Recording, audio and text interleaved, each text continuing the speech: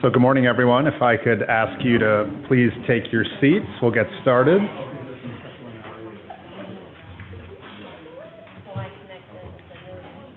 So welcome to Engaging Business in Creating Health and Economic Prosperity for Vibrant Communities. I want to welcome all of you in the room, plus those of us that are joining via Zoom online. I'm Joe Naglowski. I'm President and CEO of the Obesity Action Coalition, which is an advocacy organization focused on improving the health and lives of those living with obesity. I'm always excited to do events like this. This is a busy week for me. It actually happens to be National Obesity Care Week, our week where we actually work on trying to raise attention and try to improve access to care as well as how people care about obesity. And so the timing of this conference is just perfect in my opinion.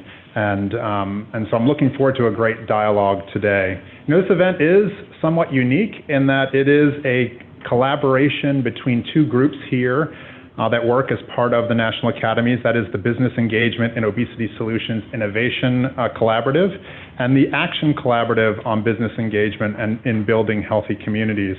And I'll introduce you to both of those, or I'll start with actually the one I work on, and I'll invite my co-host to introduce the other. So I'm co-chair of the Business Engagement and Obesity Solutions Innovation Collaborative. I co-chair that with Tracy Zvenich, who will join us later today from Novo Nordisk. And it's an interesting group that is associated with the Roundtable on Obesity Solutions, which is an activity here at the National Academies of Science, Engineering, and Medicine. And this collaborative tries to catalyze and facilitate private sector partnerships and actions of multiple sectors to work together to enhance the lives of workers by improving the nation's health through the prevention and care of obesity. We do this by promoting business engagement and strategies for obesity prevention and treatment with a focus on the health and economic well-being of companies, workers, and their communities. More information on the Roundtable on Obesity Solution and the Innovation Collaborative, which we call the IC, is available in your materials and on the Academy's website. I do want to review some logistics for today's meetings. As I mentioned earlier, this is being webcast, so the key thing today is that you use your microphone. So if you're participating on a panel, make sure you've clicked the button on. If you're participating from the audience, please step up to use one of the microphones, because our friends who are participating online cannot hear you if you do not use a microphone. And for those of you online, we do welcome you to participate on the web throughout the day. You will note there is a breakout session during lunch that those of us in the room will actually participate in a working lunch. But for those of you on the web, you'll have a break. But I promise you, when you come back, you'll get a report of what was talked about during lunch. So for our webcast listeners, figure we'll break around 11:30, and then you can rejoin us again at 1 o'clock. A recording of this webcast will be archived and posted on the web, but both innovation collaboratives, and that you can find that on the National Academy's website. We'll also post slides from the meeting as well. Usually takes a week or two because we get final permission from the speakers to post, but you will see the slide presentations online as well. And so now it's my great privilege to turn this over to Meg Guerin-Calvert, co-chair of the Action Collaborative on Business Engagement and Building Healthy Communities, our co-host, and she'll take you through the day. Thanks, Meg. Thank you, Joe. I always have to, after I follow Joe, push the microphone way down. I am Meg Guerin-Calvert. I'm a senior managing director at FTI Consulting and founding president of the Center for Healthcare Economics and Policy. And as Joe noted, I co-lead the Action Collaborative on Business Engagement and Building Healthy Communities.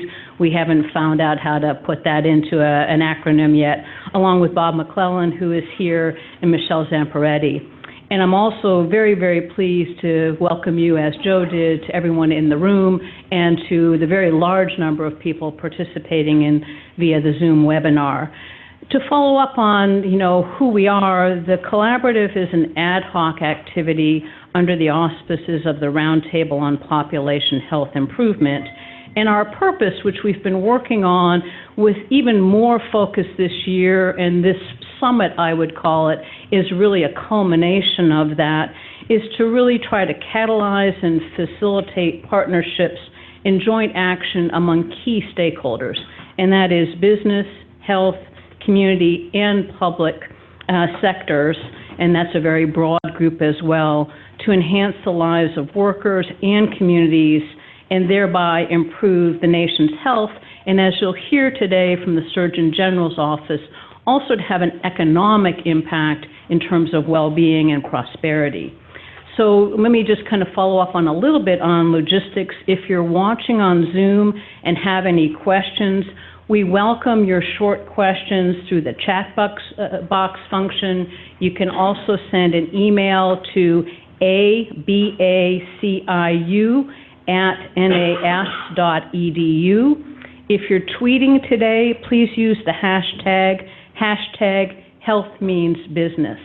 We're also going to be posting throughout the day some additional readings and resources in PDFs that you can access. And then, as Joe mentioned, we'll have some additional materials coming afterwards.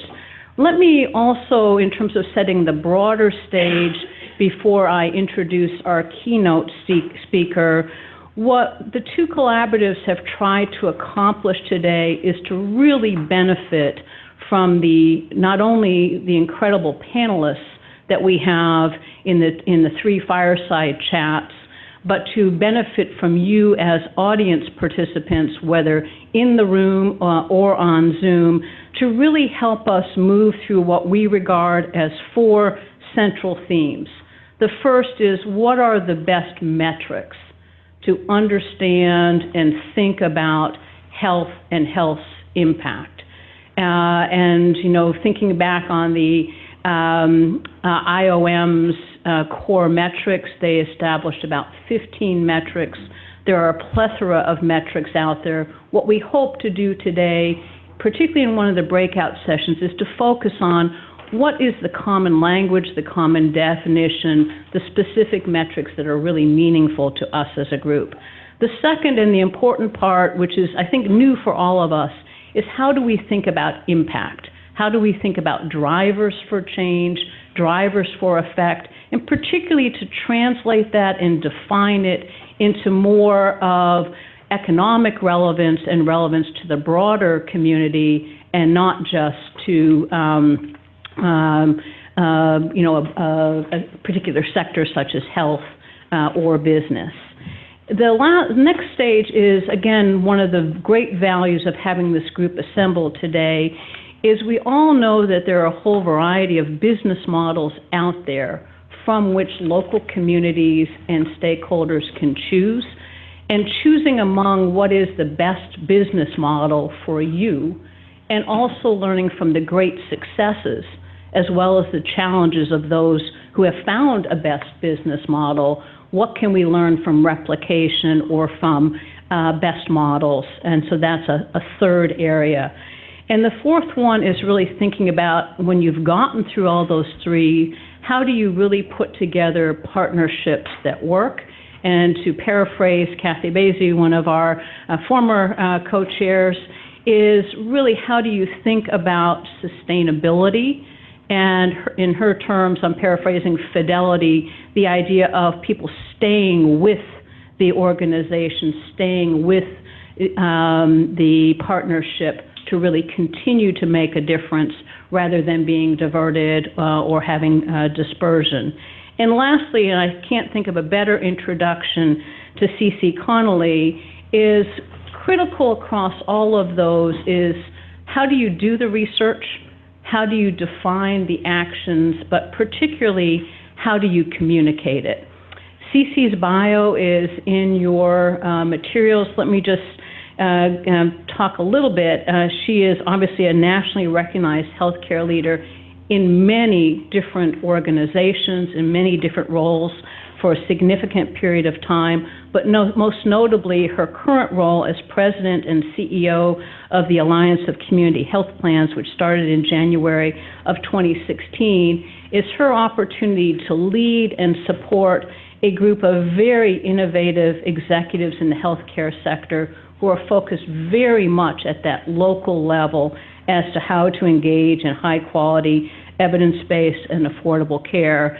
And she also, throughout her career, including as a journalist, has had the ability to communicate with that. With that, I'd ask you to welcome Cece.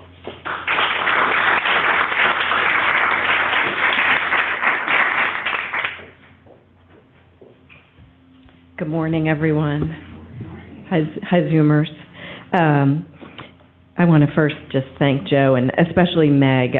We have had the great pleasure of being able to work with Meg on projects, and she's a wonderful partner. And when she first asked if I would come and spend a little time with you this morning, I was honored. I was a little intimidated as to what the heck I could say to all of you who are doing such fine work. But I really do think that there are great synergies between your organizations and your agenda today and a lot of what the Alliance of Community Health Plans is all about. So I'm thrilled to just take a few minutes. I love your hashtag. I've already tweeted it out, so go ahead and follow me and let's spread that message. Health means business. I certainly think that this group in particular and many more are becoming keenly aware of the connection between health and business or economic prosperity. We certainly know that a person's zip code is a better predictor of their health than their genetic code. And we also know that for businesses that are trying to succeed in an intensely competitive marketplace, they cannot compete if they have a workforce that is stressed, that is managing multiple chronic conditions, especially those such as diabetes linked to obesity, and sadly today in far too many of our communities also dealing with addictions, whether their own, a family member, a coworker, etc. So the intersection to me is painfully obvious, and it's great to be kind of talking about it in this clear context. We certainly know that there is an overwhelming body of literature in all that is wrong with healthcare today. And I could get on my soapbox for the next several hours and go through all of the problems in our current fragmented fee-for-service non-system system. Maybe we'll save that for another day. Because I really believe that it is time for all of us in this country who care deeply about healthcare and economic prosperity to start focusing on doing what's right and what works. And Meg brought up the notion of models, and I want to talk a bit about a model today as well that I hope is going to resonate with some of you and offer some ideas for moving forward in your own communities.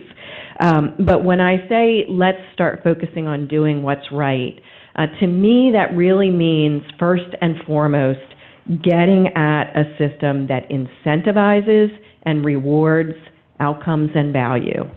I've been telling folks a lot lately that if I were still at the Washington Post and my editors informed me that my salary would now be based on the word count of my stories, what would happen to those stories? Pretty long, right? Not because I'm a terrible person or greedy, but because that would be the economic paradigm that I was being put into to function and make a living. Basically, most of our healthcare practitioners today are in that very paradigm. The only way they earn a living is by doing something, writing a prescription, scanning an image, drawing blood, running tests, performing surgery. Oh, and then this great little twist, if they mess up, they make more money, right? You're back in the hospital with an infection, readmissions. God forbid they operated on the wrong limb or the wrong person, or they prescribed a medication with an interaction that caused an adverse effect because they didn't look closely at the electronic medical record that they're supposed to be using every day. And on it goes. And that's how the vast majority of people in our healthcare system today make a living. Well, what do you expect? You know, you kind of get what you pay for. And at the moment, employers, health plans, and government are the purchasers. And very sadly, I would suggest to you, we are getting exactly what we're paying for, which is piecemeal, by the word, acute care. So you all really play a very important role in getting this shift toward value. Now, it's true, a lot of people have been talking about it for a long time, but I am trying to bring a little greater sense of urgency to this. When we look at mortality rate trend in this country today, when we look at the opioid epidemic and other addictions in this country today, suicide rates in several target populations that are rising at alarming levels, I would suggest to you we are not getting our money's worth, and as a nation, we're not super healthy, right? So you know all of that. So we need to stand together and start saying we want to put our dollars behind value. We need to be guided by evidence. And that means that we're going to have difficult conversations with our employees, with our family members, with our friends. In the United States, there's a view that more health care is better, and that more expensive health care is way better. That's not always the case. And in so many areas today, we do have good evidence in terms of what works. We need to continue building out that evidence, but for now, there's plenty of information to get us started in terms of appropriateness of care. You know, the estimates on low value, inappropriate, unnecessary care are somewhere between $250 and $350 billion a year in this country.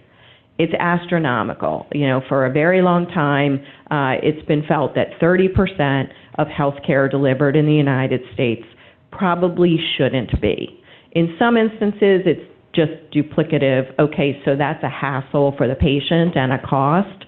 But in other instances, it can lead to true risk and harm when you think about radiation exposure, when you think about painful tests, biopsies, surgeries, et cetera. So this does become a truly serious problem beyond just wasted dollars. So thinking very hard about the incentives, really committing to the evidence, the great stories around lower back pain. How many instances do you hear about someone 5 minutes after telling a doctor they have lower back pain, they're headed for surgery, when we know that in many, many instances, starting with some physical therapy is probably going to be the best course of action. It is also conveniently less cost involved and less risk and harm to the patient over the long term. So those sorts of examples, they're difficult conversations to have, but you as leaders in the business community and in the health sector, I think can really help to have those difficult conversations. You know, we did a recent project with the Pecori Research Institute, and it started with the troubling fact that it, on average, takes 17 years for a new medical or scientific insight to go from the laboratory to the patient, to the bedside. Bench to bedside, on average, 17 years. So stop and think about that. If this is a potential therapy or treatment or cure that could be helping you or a family member who's suffering today, and your doctor may not learn about it for 10, 15, 17, 20 years, how troubling that is. So we at ACHP went about a study with our member organizations looking for ways that you can accelerate the adoption of evidence-based care. Now you can imagine that at the heart of this is your clinical care team. And we really wanted to look and see, you know, at first we started saying, well, this is about changing physician behavior. And that didn't quite feel right because it suggested that doctors behave badly. And it's not that they behave badly. Again, this is just a system that they're operating in. And so what we started to do was look at a clinical team. What were the tools that they need? What are the barriers that they encounter to accelerating adoption of proven strategies? And I'm thrilled that what emerged out of that project were 11 case studies from our member companies across the United States. Our members are all nonprofit, community-based, provider-aligned health plans. Many are in integrated delivery systems, Geisinger, UPMC, Presbyterian Health Partners.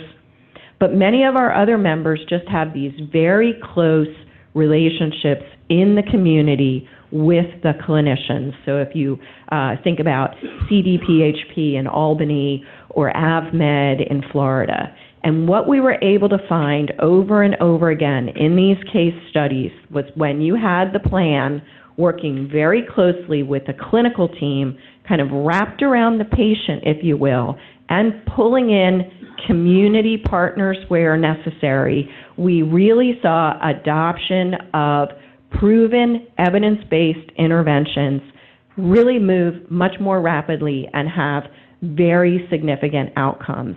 We have them all on our website, ACHP. It's a Transforming Care section of our website. There are videos, data, infographics, a whole report, et cetera. But I'll just tell you about one or two, just to give you a flavor. So in Independent Health, which is based in Buffalo, and again, not a big money company, let me assure you, but right there on the ground, they know their community, they have these wonderful partners. They essentially armed a squad of primary care doctors with data on the best performing cardiologists in town. Now, this may sound obvious, but how do most primary care docs refer to cardiologists? How do they decide which cardiologist to refer to? What do you think? Who they know. Who you have lunch with, who you golf with. My buddy, we went to school. He's great. Our kids go to school together, whatever it is. Yeah, why don't you go see Joe? Well, maybe Joe's not like that great of a cardiologist. He might be a great guy, but maybe he doesn't have such good outcomes when it comes to cardiology. And so lo and behold, Independent, by pulling together this data, making it very easily accessible to primary care doctors, showing them the wide variation in performance of cardiologists in that part of the country, and then basically saying to the primary care docs, you know, you choose where your patient, where your heart patient should go. And in fact, they narrowed the variation significantly in a very short period of time, and they have reduced annual costs in that area by 15% by simply getting good, reliable, easy to access data on the performance of these specialists into the hands of primary care doctors who have that important patient relationship. There were no financial incentives involved, right? There were no tips. That's what I call upside bonus values, tips, right? Doctors are not interested in working for tips.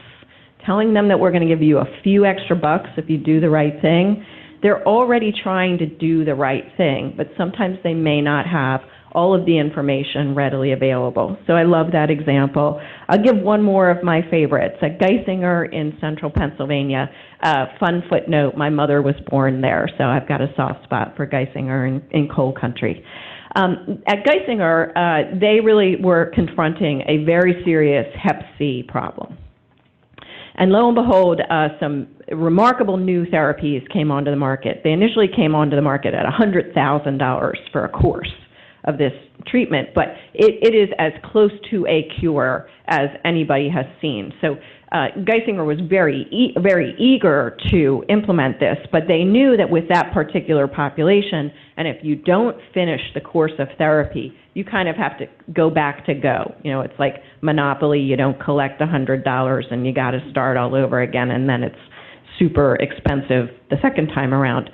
So Geisinger did a wonderful effort of, again, bringing together this collaboration of different nurses, people from the health plan who track the claims data and see performance, the hepatologists, obviously, people in the community who know this patient population.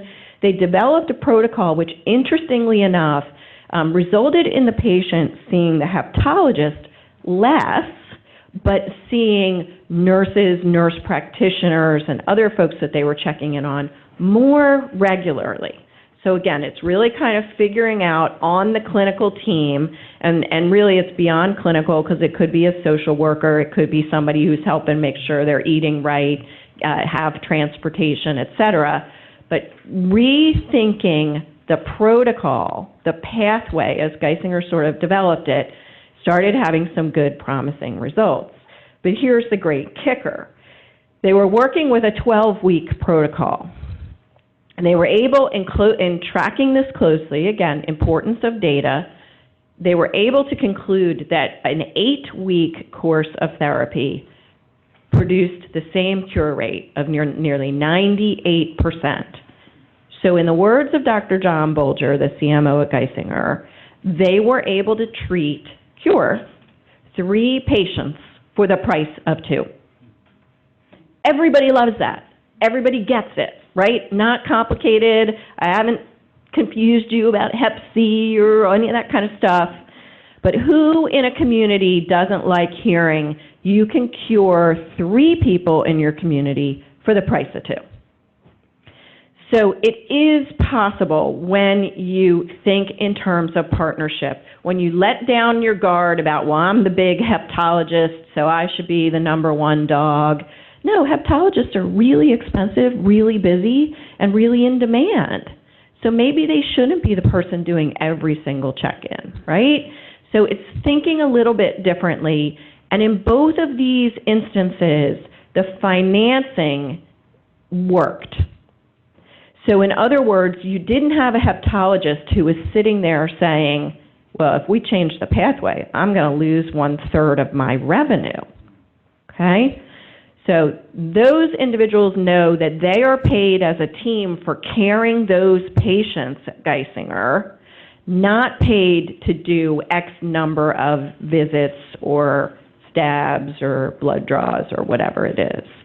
So I just like to share a few real-world examples because I sometimes think we can get all kind of up in the clouds, and these are what really excite me. And so I think what I am suggesting to you today is at the heart of a value-based health system is a different model. Some call it an integrated system. We tend to call it the partnership model. Again, because of my example with Independent Health, which is not an integrated system, or AvMed or CDPHP. But there is that theme of partnership, collaboration, shared aligned incentives that we believe is central to this model. And frankly, healthcare is too complex and too personal to be confined simply to your physician visits or your trips to the hospital. So I understand that most of you are focused on business community and probably worker health, but I want to just digress for 1 minute over to Medicare Advantage, because I think that it is something of an underappreciated healthcare success story today that more can be learned from the Medicare Advantage experience and can be applied to other lines of businesses. So hopefully everybody has a little sense. Medicare Advantage is essentially a public-private partnership, private health plans in concert with the federal government as the purchaser of Medicare. Seniors have the ability to choose. What's really striking is that more and more seniors are choosing Medicare Advantage. They are shopping, and they are shopping with their feet. So everybody who's running around today saying, let's give consumers choice in healthcare and they should be able to pick, and in many of the U.S. markets today, they may have a choice of 10 different Medicare Advantage offerings. So much more robust, frankly, than even the individual market that was stood up just a few years ago with the ACA. So we are seeing them. Now, why are they choosing Medicare Advantage? Well, first of all, on average, Medicare Advantage costs 12% less per enrollee than fee-for-service Medicare today. Now, that is primarily a savings to the taxpayers, but it is proven that it is an efficient approach to healthcare. Why? I would suggest because it is more of a managed approach to healthcare. There are many, many incentives within Medicare Advantage to hit high quality marks.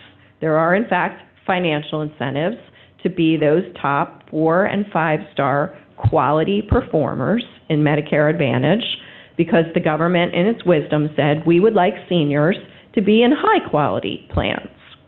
And we are willing to give some additional dollars to, number one, incentivize that behavior, but number two, plans are required to take bonus dollars and reinvest them back into either additional services or lower premiums.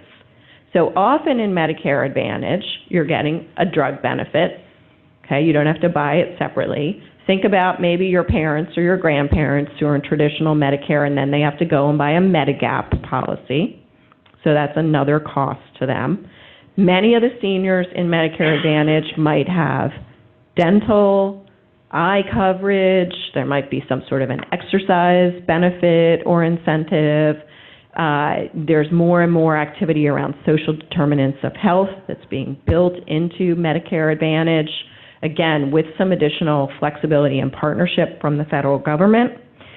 We see in Medicare Advantage, because it is a program that prioritizes prevention, 23% fewer hospitalizations than traditional fee-for-service Medicare, and 33% fewer emergency room visits than traditional fee-for-service. Why do we think this is? Well, in traditional fee-for-service Medicare, how does the emergency room doc get paid? People coming. In Medicare Advantage, how does the plan make money? People not going to the emergency room, friends. It's not that complicated. The incentives are around health and well-being and not spending your time in the hospital, being at home. Catalyst, the New England Journal of Medicine online publication, very recently published a fantastic study looking at Marshfield Health System and its plan, Security, one of our members, with a home recovery program. Long story short, by enabling more and more of their Medicare Advantage members to recover at home, they saw a decline in readmissions, much shorter hospital stays, patient satisfaction over 90%, which is unheard of in healthcare today, and significant savings all around to everybody in it. So aligning these incentives, having that model that comes together, that wraps around the individual, gets us away from hospital acute care and more around prevention, wellness, at home, in the community type health is proven over and over again to be more successful.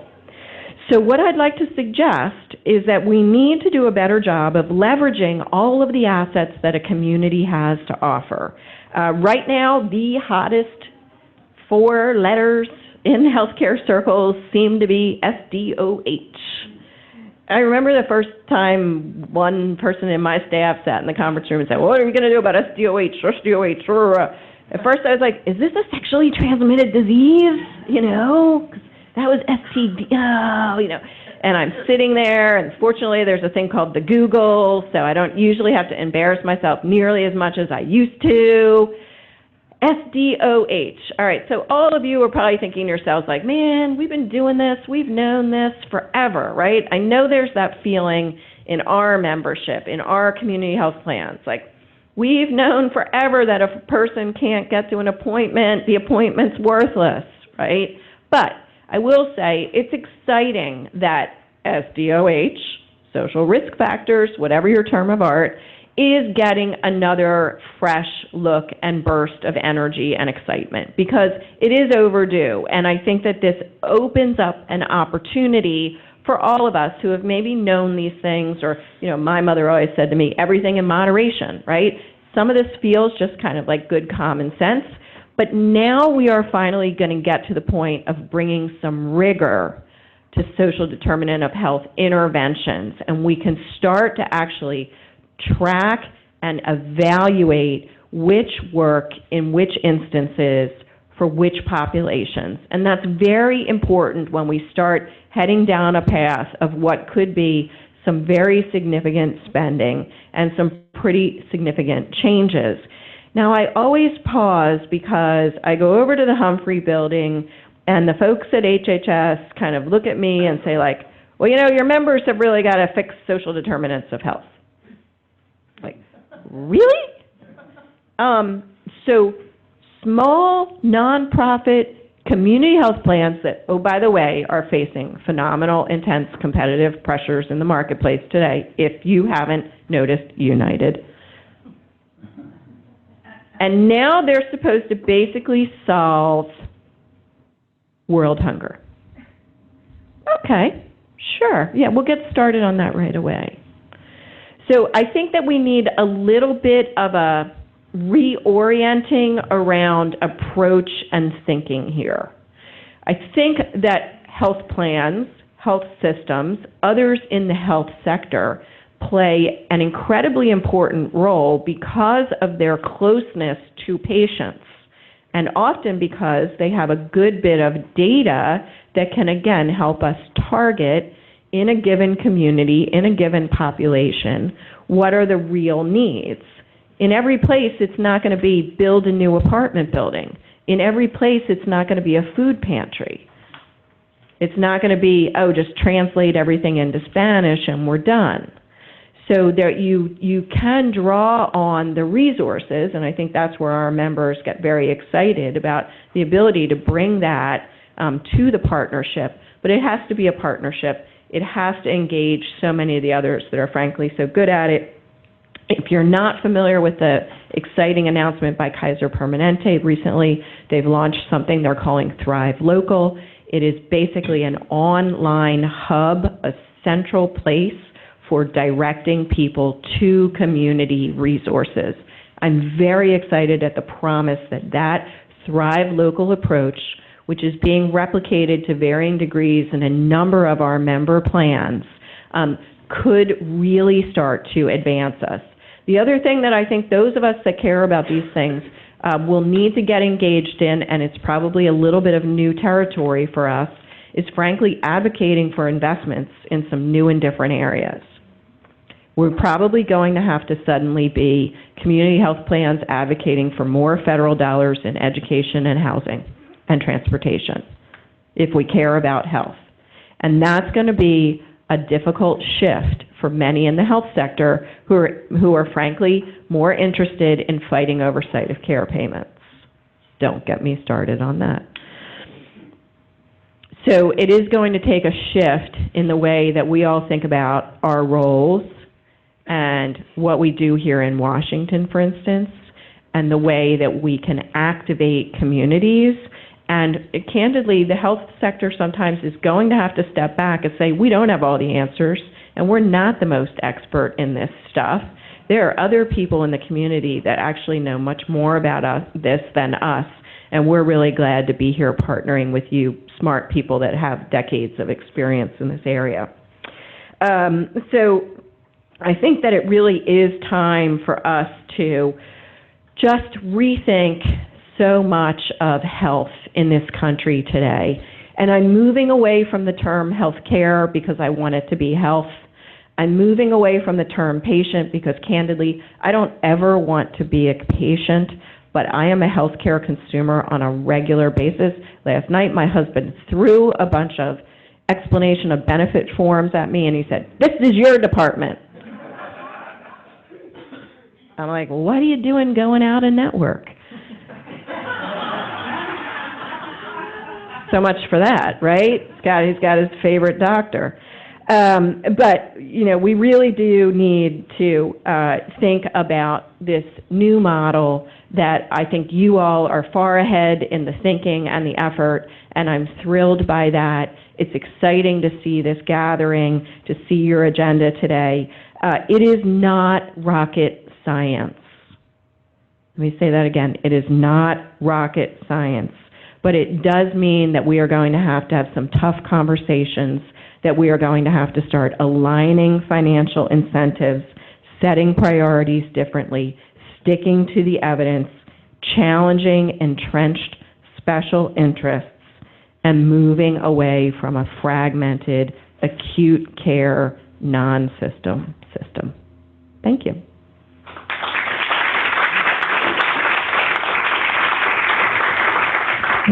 Thank you, Cece. We have a few minutes, and Cece has offered to take questions. Let me just comment that it's really great to hear of the partnerships. We all know that health is local and economic well-being is local, so to see those partnerships and also the exciting convergence around things like SDOH. I had the same reaction you had. But let me, if you would, we'll have time probably for one or two questions.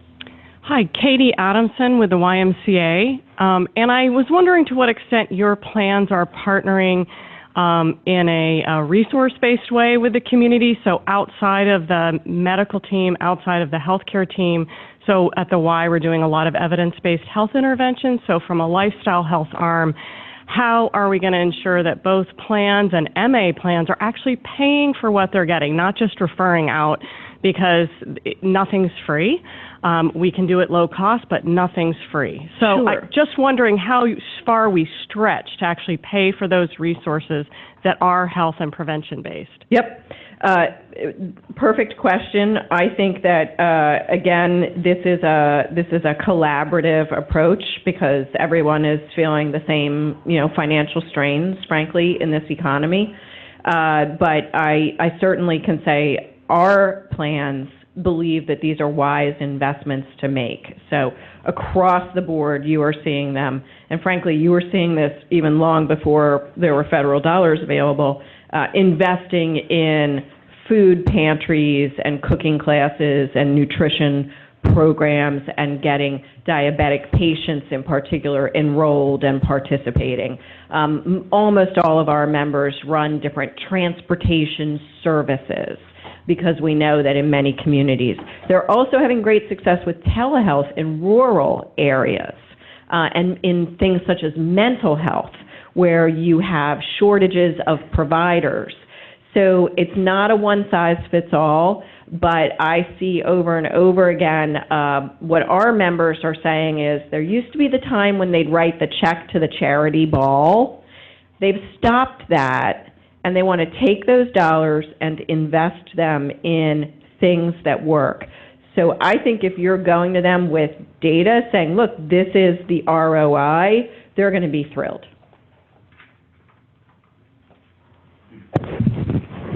Cece, thank you. Very great comments. I appreciated you calling out the payment model as one of the sort of root cause challenges that we are facing and giving some wonderful case examples. I was wondering if you could speak to how does these sort of small efforts become more the norm?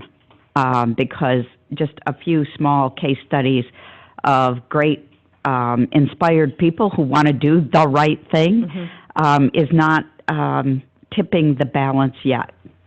I have wondered that in healthcare for a good 20 years now. Again, back when I was writing at the Washington Post, I'd do a big splashy front page story on Virginia Mason and its lean Toyota processes. And I was certain that the next morning, my phone was going to be ringing off the hook with everybody going, hey, we want to do that. We want to copy it.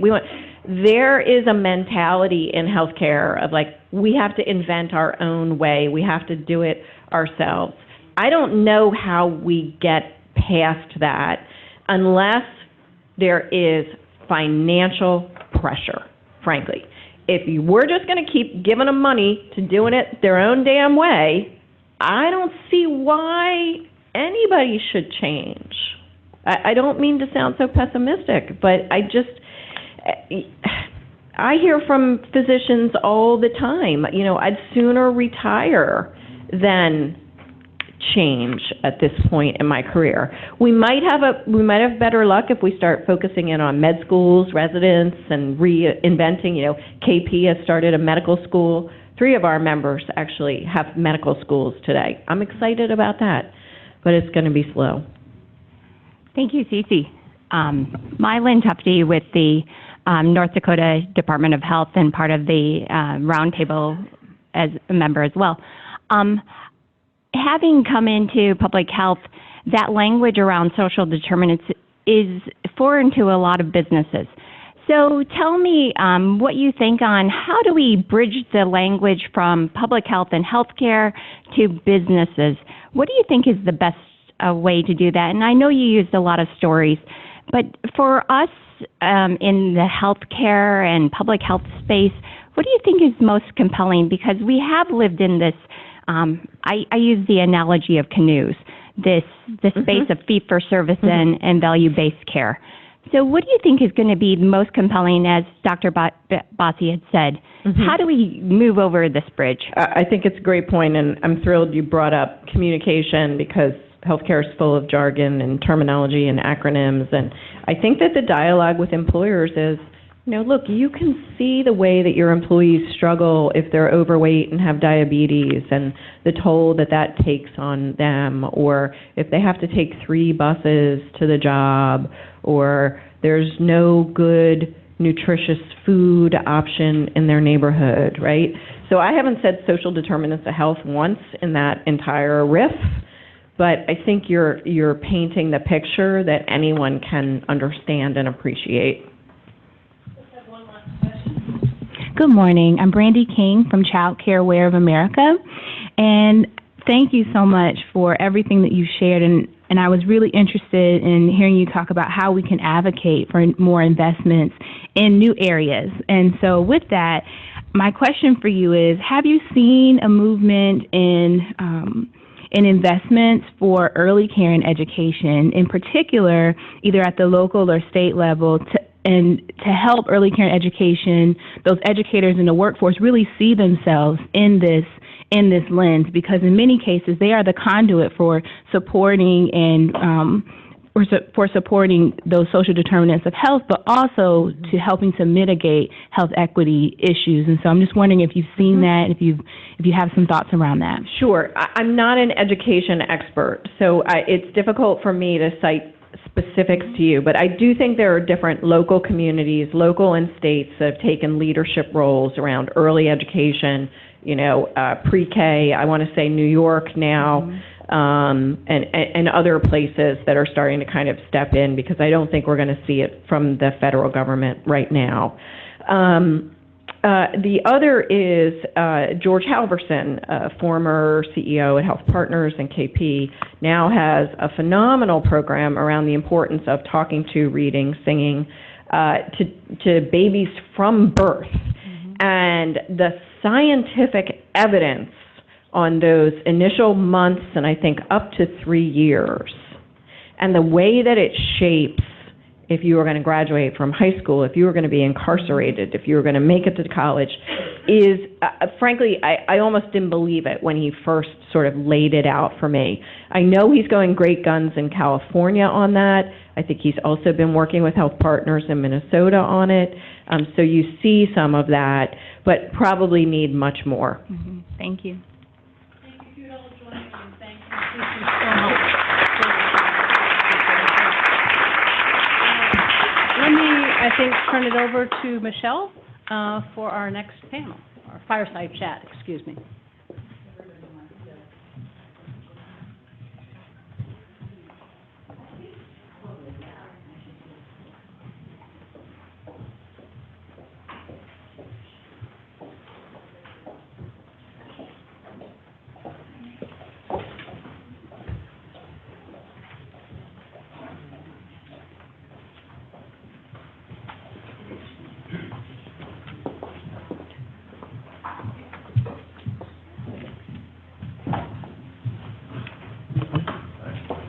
All right.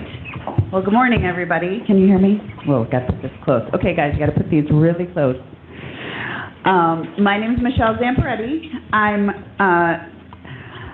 formerly the head of community and health partnerships for GE, General Electric. Worked there for 5 years, working throughout the country to engage businesses in population health outcomes, and have recently gone out on my own. I'm still a part of the Population Health Roundtable and the Business Collaborative on Population Health, and I'm thrilled to be here this morning with this great panel of diverse participants to talk about lessons learned from current community initiatives on health and economic impact. I've asked all of them to give us a little bit of a sense of their programs throughout their communities, focusing especially on how businesses have gotten involved. This morning we have with us Nick Machione from Live Well San Diego. We've got John Craik from the Population Health Collaborative in Western New York. We've got Jeff Domlin from Way to Wellville and Jesse Hikakta from Healthy Klamath County. Their bios are in your packages. If I were to read them to you or give you any highlights, it would take me 10 minutes. And I would much rather hear from our panels today. We're trying this fireside chat approach for the first time, so we're hoping to be very interactive. Please feel free to stand up and ask questions after the first 10 or 15 minutes as they're presenting their stories to us. So I think we're going to go in the order that they're seated. Nick asked me to put him last because he was on a red eye last night. So don't question him if he seems a little out of sorts. He's pretty tired. So we're going to start with Jessie to give us her story about what's happening with Blue Zones in Healthy Klamath County. Yes, Thanks, Jessie. Good morning, and thank you for having me here. My name is Jessie Hikakta. I'm the Relationship Manager with Blue Zones Project in Klamath Falls, Oregon. So I traveled across the country. And I did not take the red eye. Well, my job as the relationship manager really is working with employers, helping them build well-being programs for their employees. I also work with schools and engaging students in activities before, during, and after school, as well as helping them think about different reward systems and fundraisers within their organizations. We work with restaurants and grocery stores, faith-based and civic organizations, as well as 3 policy pieces: tobacco, food systems, and the built environment. All of this is, these are all the organizations or different ways that we engage the community. However, Blue Zones are actually areas in the world where people are living to be 100 years old or older. And I believe Dan Buettner was here speaking before, so you might be familiar with his research with the National Geographic, which is where this all stems from. So Blue Zones Project really is the model of 9 commonalities that came out of those Blue Zones. One is moving naturally, and then the second is having the right outlook. So thinking about how you downshift, or what is your purpose. I facilitate purpose workshops within the community. They're 2-hour-long workshops that I provide within work sites and civic organizations to really help individuals identify what their gifts are and where they can put those as strengths in the workplace or out in the community through volunteerism. We also promote eating wisely, but mostly for that health-conscious reason, so maintaining weight, specifically to reduce the chronic conditions. And then the whole foundation of Blue Zones Project and the way that we implement our work within Klamath Falls is about community and building a foundation where we can really help improve our health outcomes. Thanks, Jessie. Jeff, we'll go with you next. Jeff is a representative of the Way to Wellville program with 5 communities around the country. Keep going. Hi. So Wellville is a 10-year project that works with 5 communities around the country. I work mostly in Spartanburg, South Carolina, and that's where I came from, so I didn't take a red eye either. And that's where I'll be going back to after this session. Wellville, I think, is kind of unique in that, it's a 10-year project. We don't grant money. We don't take money. We provide largely no-cost technical assistance. And we have 5 advisors, we call ourselves advisors, that spend time in each of the communities, as much time as we think appropriate. We don't have an approach like Blue Zones where things are mapped out and you sort of follow the instruction manual. we're much more in the moment and sort of go where things take us. And in Spartanburg, and I'm going to try to relate this back to business. In Spartanburg, one of the projects that the community itself had determined was around small businesses in the community and the needs of small businesses, the health needs of small businesses in the community. And largely these businesses, as you might or might not know, do not provide, in some cases, any health benefits at all, and where they do, they're not as rich as large employers can afford to provide. So the idea was to bring a group of small employers into a conversation to discuss the possibilities for, in one way or another, providing a more robust benefit package to them, or at least programming that would take the place of some of the bells and whistles that large employers include in their health plans. I'm going to cut that story short because I think that we'll probably get into that in the discussion where that went. I'll just finish up sort of the Wellville overview by saying that largely we look for community, or within the communities that we work with, we look for collaborations that are already in place, and we sort of attach ourselves to those collaborations.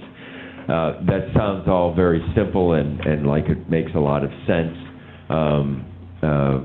From my perspective, there are lots of complications that undermine the ability of these collaboratives to work effectively, and Spartanburg is a good case of that. I'll get to that later as well, but for now, that's sort of an overview of Wellville.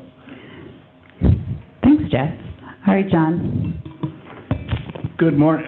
Excuse me. Good morning. It's terrific to be here. I'm going to try to provide a real quick overview of the journey we've gone through in Buffalo, New York, on really aligning different resources to make the community healthier. I'll do that for a couple of reasons. I'll kind of point out some of my failures, and you can learn there's a cautionary tale, and where we've had some success, I'll point that out too. The other reason I'm going to do this is because if I limit my comments to our journey and what we've been through, if I say something wrong, you won't know that. So that's important. I've been in the position for about 2 years, and like a lot of us do, I Googled and said, what are some healthy communities, and communities that have done a terrific job in turning around a lot of chronic disease issues. And Live Well San Diego popped up, which I thought was a terrific coincidence because Buffalo is widely known as the San Diego of the East. So I decided just cold called Nick Macchione, and he was very, very generous. I was struck by a couple of things. First of all, the fact that he was, so generous with his time and insights and wisdom, and also by the fact that he's got a charming New Jersey accent living in San Diego. And yeah, I did say charming New Jersey accent. After about an hour of talking with Nick and some of his staff, a number of things popped out, but one of them was this model called 3-4-50, and that's become, there's a lot of cliches I kick around the office, but it might be new for you. 3-4-50 is a model that comes out of the Oxford Health Alliance, and the idea is that 3 behaviors, and you can guess what they are, drive 4 chronic conditions: cardiovascular disease, cancer, diabetes, obesity, all these related diseases, that account for 50% or more of the mortality and the early mortality of any given community. So I'm not even going to tell you what the 3 behaviors are because you know them. Part of the model involves aligning, so more than leveraging, it's really aligning the resources you already have in the community, and it's, again, the social determinant. So it's certainly healthcare providers, healthcare systems, but it's also school districts, businesses, the faith community, and a broad range of community-based organizations, aligning those all that together with particularly government leaders and media and people like that. And I talk about government leaders because they drive a lot of the policies, the systems, and the built environment in the community. So access to food, access to affordable food, communities that are designed to be more walkable and more bikeable, all those sorts of things. And the idea is if we align these things and get all these multi-sector stakeholders agreeing to the same goals, the same measures, adherence to the same evidence-based practices, and doing that in a way that recognizes the differences in any given community, because what might work in inner city Buffalo probably won't work in some of the rural areas we serve. So that's what we're heading toward. Where we are right now is we're working with a steering team on creating a common agenda. When I first heard about this model, I did something that was both very, very smart and very, very stupid at the same time. As the leader of a not-for-profit, the first person I reached out to was, take a guess, a foundation leader. That was helpful because the foundation leader brought a lot of resources and a lot of connections. It wasn't helpful because we're really getting a top-down approach, and that's how we started. So that's part of the cautionary tale. I'll wrap up real quickly and tell you that one of the things that's happened most recently is, as we looked at the three behaviors, we're a small organization, we said, you know what, we really need to be way upstream. We really, to make a really, really profound difference, we need to be looking at transportation and housing and education, all these other issues where, frankly, we just don't have the capacity or bandwidth. Erie County, which is the county that Buffalo is in, not too long ago announced Live Well Erie County. And instead of just kind of steamrolling us, they reached out to us to partner with us. So they're looking at those things that we frankly don't have the bandwidth to address, but they're doing it with us at the table, so that everything they're doing is through the lens of chronic disease prevention. So we've gotten more than a little bit lucky in a couple of areas, and that's one of them. So that's where we're at now. Thanks, John. Nick? I don't want to follow John. That was amazing. Well, you didn't give me that insight in your email yesterday. Well, good morning. And the San Diego of the East has a football team. San Diego does not. And they have a great football team, the Buffalo Bills, who beat the Jets, I think. So it's an honor to be here on a very important topic. We talk about the interplay of the business community with what we do in population health. So I'm the director of the Health and Human Service Agency. We are a business. We are a government business. We need not forget that we are a business. We are a $2.6 billion business with 6,700 employees and serve 1.1 million San Diegans in our business of promoting health, housing, and human services. And so our journey for Live Well San Diego started about 11 years ago, looking at what was happening with the discussion at the time of the two senators on affordable health insurance. And we knew that payment and coverage reform was happening, but the service delivery was going to be left to the states and local jurisdictions. So we actually looked hard in the mirror. The 3 for 50 that John cited is exactly what things we looked at. That came from World Health Organization, by the way, giving them credit. But we embraced that and said, how do we now use access to care, and how do we build better health? Not knowing the former IOM report of shorter lives, poorer health, but we knew the data at that point, and we knew that we weren't thriving in San Diego to the level we should be. And so we embarked on a very robust, we talked to Dan Buettner and learned from the best in the country and said, now how do we make this work in San Diego for a population of now 3.4 million residents? And we knew that it was going to have to be this cross-sector collaboration. We knew all the might we had with our county government, beyond my department. We were only going to reach so much in the ecosystem, the place where which we live, right, work, play, and engage, that there were so many other actors, partners, stakeholders. And what it boils down to, and I'll just say, I'm not sure if I missed the opening of this is the Vegas or the Chatham House rules or what's said here stays here, but I'll go ahead and say this. From government perspective, from a regulatory body, is that all you need to think about is who is driving and paying those receipts and driving and paying the taxes. It's not government. We take. It's not nonprofit. It is the business community. So when you think of the three sectors of the private sector, the public sector, the nonprofit sector, and I put philanthropy in the nonprofit sector, often business is overlooked in population health. Not obviously here at the Academy and the great work you've been doing, but it's often overlooked. And yet it's a critical piece for the influence of my elected officials and my governance structures to know that it matters to the private sector of what we're doing is generating what we call a healthy bottom line. And we try to keep it simple because it's so darn complex in the work we do. And so in talking to business leaders or talking to elected officials or talking to faith clergy, another business called the faith business, we talk about that to have a healthy economy, you need healthy workers. And to have healthy workers, you need a healthy community from which they live with their families. And much of the work we do in government, in my agency, is in the community side. But I don't regulate necessarily the hours of the business hours. So how did we then embark and engage, and we'll talk about this in the course of the Q&A, this really remarkable engagement that led into collaboration to integration with us and the business community, where no exchange of money, similar to what Jeff was talking about. We have really leveraged existing resources to improve outcomes, and I'll demonstrate some really sizable outcomes that are being done by business for business, and with the community and the government coming together. And that is Live Well San Diego, this kind of cross-sector collaboration having collective impact in a way where we're bringing literally hundreds of businesses on their own accord, joining the movement because they have an inclusive vision with metrics and answer the question of how much time, and what's the return on investment. And I'm hoping we'll get a little bit into that conversation of how we do that meaningful translation between the private sector, the public sector, and nonprofit sector.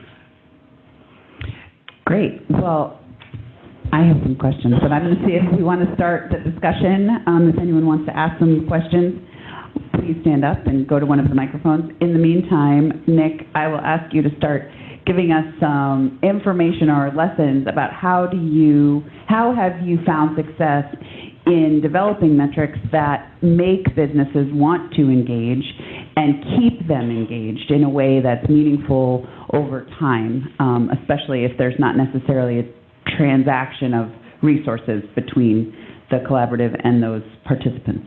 Thank you, Michelle. Let me give you a real example of that gets to, you have to go to where the business is at and what matters to them. Because we deal with the Dirty Dogs pet shop, to food retailers, to a whole race, to WD-40 lubricants. But there was the Northgate Gonzales market, is a very large, primarily Hispanic food market, serving in Southern California, in San Diego, Los Angeles, Orange County. And in 2011, they had heard about our movement. We really launched Live Well San Diego in 2010. And they were having some issues with their patrons, their shoppers, because of hearing and realizing the high degree of obesity levels and diabetes among the Hispanic community. So they reached out to try to just get information from us, and it starts with the conversation, right? It started with not a consultation with them, it was more a collaboration with them. And we actually said, well, what if we gave you information? Would you be able to bring it into the stores? Well, not only did they bring it into the stores, they on their own started realizing that they needed to do right for their employees. They started labeling foods. They started doing blood pressure screenings and health clinics on their own investment. That was good business for them, because the message radiated that they wanted their customers and the community by which they were housed to be living well. They became one of our first food retailers, Live Well partners as we call it, that really began the whole conversation then with many other relatable kind of food retailers. We started with where their priorities were. And I guess, Michelle, that's the answer, is that you don't say this is the, come to me kind of, you go to them, and what matters. And I could assure you, any issue business is dealing with as it relates to population health, we have something there for them to be able to leverage and work with. Jonathan. Thanks, Michelle. This is Jonathan Peck from Institute for Alternative Futures. My question, which I'll start in Buffalo, but hope the other communities can reflect answers to, is around the relationship between job deserts, gentrification, and successful housing efforts at the community level. And a couple of years ago, I heard that Buffalo may be actually showing a way on this, that with zoning changes. And so I'm curious, I heard that a couple of years ago. John, have you heard anything that would point to a success of communities that takes historically underdeveloped populations where jobs are scarce, and rather than moving them out farther away from jobs, is actually using housing, transportation to integrate a solution? Yeah, it's an interesting question and frankly an interesting problem. It's not an easy answer. Western New York had, and the greater Buffalo region had for years and years and years, been in the worst type of sprawl. So suburban sprawl, white flight, the whole thing, leaving the donut hole of Buffalo really in the middle. You're right, in the last couple of years, that's really reversed. And there's an upside and a downside. The upside is Buffalo and Western New York is getting younger demographically. It's getting much more diverse. The housing stock is improving, and the transportation hasn't improved, but Buffalo's small enough that, frankly, if you're in the city, you don't really need a really, really strong transportation system to get to where you need to go, because things are very close. So that's been very, very helpful, and that has contributed to a lot of economic development that is really right in kind of central city Buffalo. I mean, neighborhoods that people were afraid to walk through, which I never got, to be honest with you, but scary neighborhoods are now becoming trendy and hip. The bad side to that is gentrification, and we see a lot of that where a lot of people tend to equate low-income communities with bad communities.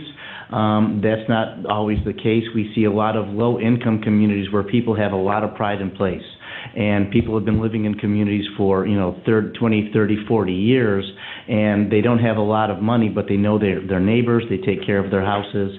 And a lot of those folks are getting squeezed out. So it's a double-edged sword, and that's kind of where we're at now. Hi, Bob. Hi, Bob McClellan from Dartmouth. There are thousands and thousands of communities in the United States, and you're representing some of them. How come? What is it about your communities that enabled this to happen? What was the catalyst? I'm really curious about this kind of readiness of communities to go, and how that may inform where to spend the most time and efforts. Should we be spending it on those communities that are ready to go, or are they going to just do it on their own? I'm curious about all of your thoughts about that. I want to jump in both to answer that question and also to piggyback on what John said in answer to Jonathan's question. In Spartanburg, South Carolina, and I mentioned South Carolina just to make sure you all understand it's a southern community. The pride of place in neighborhoods that you talked about, John, is there's no other way to say it. It's based on segregation. That is that there are neighborhoods that are largely white, affluent neighborhoods, and people are very proud of that and of where they live. They're proud of it because they've kept people out. There is change afoot, and zoning has something to do with it. There's also one neighborhood in the city that is undergoing a purpose-built. That's a model for urban development, a purpose-built makeover. And The city and the group that I work with largely, and this is answering your question about ready to go. They've been ready to address segregation and race for some time, and now they're beginning to gain some traction on that. So they are recognizing and doing it by virtue of zoning that neighborhoods need to be integrated, that they need to be desegregated. And so you're seeing, particularly on the fringes of this purpose-built neighborhood, some market rate housing going in. And that is intentional. The data suggests that integrated neighborhoods, all people who come from integrated neighborhoods fare better over their life course on all sorts of measures, health being one of them, but also opportunity being another. So we looked at that. Wellville looked at sort of that being an attractor for us. We didn't want to roll the ball up the hill from the bottom. We wanted to join people who were already rolling the ball up and were part way up the hill. So anyway, that's what I have to say to both those questions. Jesse? For Klamath Falls, when we launched Blue Zones Project in 2015, there was certainly a readiness. We had already had a group called Healthy Klamath Coalition that was a makeup of individuals from our local medical clinics, our CCO. We had individuals who were small business owners, representatives from other organizations such as the Klamath Tribes, Public Health Department, various organizations. And we were all there to really address the health outcomes of Klamath County. And through that, we actually started thinking about how are we going to change from being ranked number 36 out of 36 unhealthiest counties in all of Oregon. And at the same time, Governor Kitzhaber had launched Oregon Healthiest State Initiative and had brought on some statewide partners and then hosted a summit. And at the same time, we were having conversations of what can we start doing to build a foundation to improve health outcomes in our community. So we were ready to have that conversation on the local level, and it was just very fortuitous that as well on the state level it was starting to come together. A group of individuals traveled to Portland, Oregon, and went to the very first Oregon Healthiest State Summit and rallied for attention to Klamath Falls, and Dan Buettner was speaking. And what he had seen was a crowd of individuals wearing matching Klamath Falls shirts, and he and his team thought, well, who is this group of individuals who are traveling in this crazy weather to be here and listen to me speak? Everybody back home had done their research on Blue Zones Project and really thought that this could be a model for us. And Dan Buettner and his team had done an assessment of our community, spoke at our local theater and got a large turnout, and hosted focus groups in each one of the sectors that we work in to really identify what are our strengths, where are some opportunities to that Blue Zones Project could help us fill in the gaps. And they definitely seen there was a readiness, and it's because that readiness that we've been so successful, and I'm really thankful that individuals that have helped finance this project with us, seen that we were ready and continue to see that we are making change. So to answer your question, I would absolutely think about supporting communities that are interested and have the foundation for moving forward to really make an impact. Yeah, go ahead. I think it's such a vital question. Having worked with communities and learning, from John and from communities across the country, I think we're on this kind of collaboratory learning environment across the nation. But one thing I do see that differs from communities that are not yet activated, have great folks, is this servant leadership with fidelity to the cause, not to the profession. And that's very powerful, because if the fidelity is to, I'm public health, we'll do it the public health way, or I'm human services, or I'm housing, or I am business, it fails. because it'll only go so far and alienate and not bring along folks together. You can go fast alone, but you're not going to bring everyone together to go far. And so this concept about this servant leadership with really this deep sense of purpose and passion for public good, I think the other commonality I see in the servant leadership is lived experience. So I've had lived experience immigrating to this country, being on public assistance and having people who have invested in me and my family that imprinted as a young child giving back. And so I'm just hardwired that way. Because it is, if you've ever read the article, it's really true. It's a great article. It's long.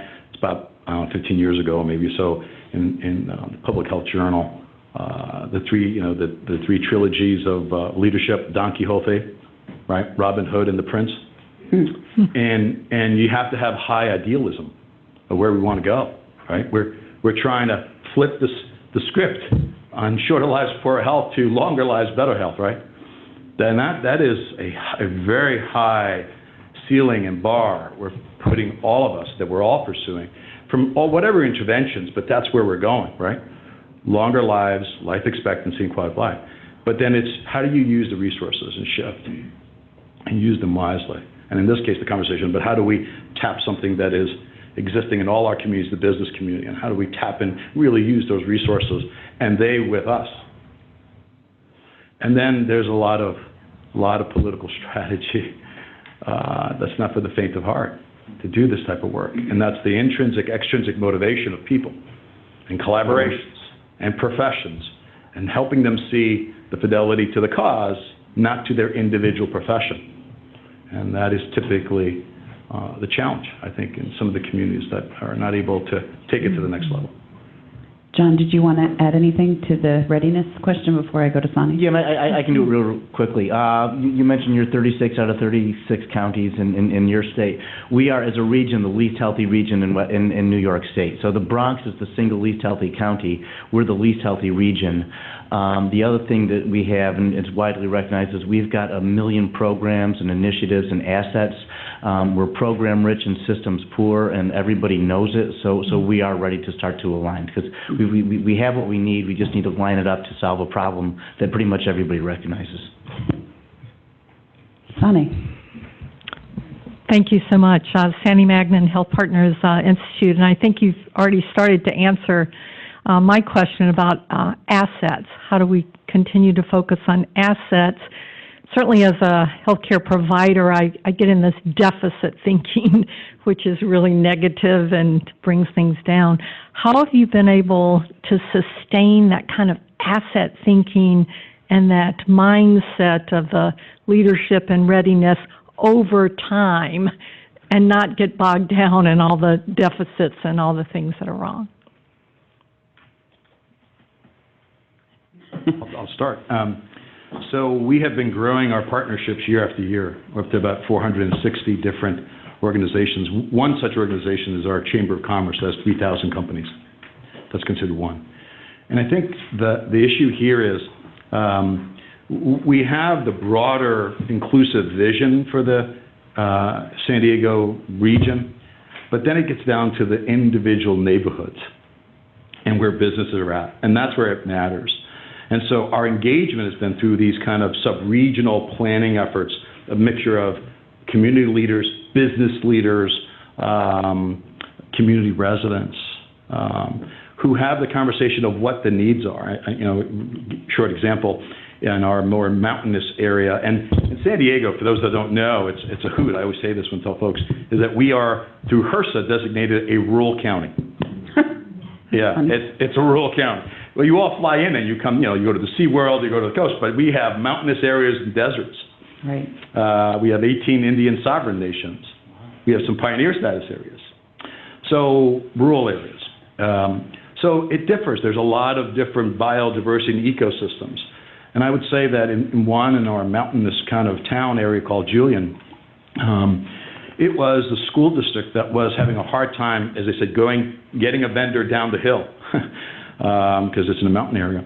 So they worked with a local restaurant who they were hoping to just get maybe one meal a week or something, and the owner said no, he wanted to do all the meals.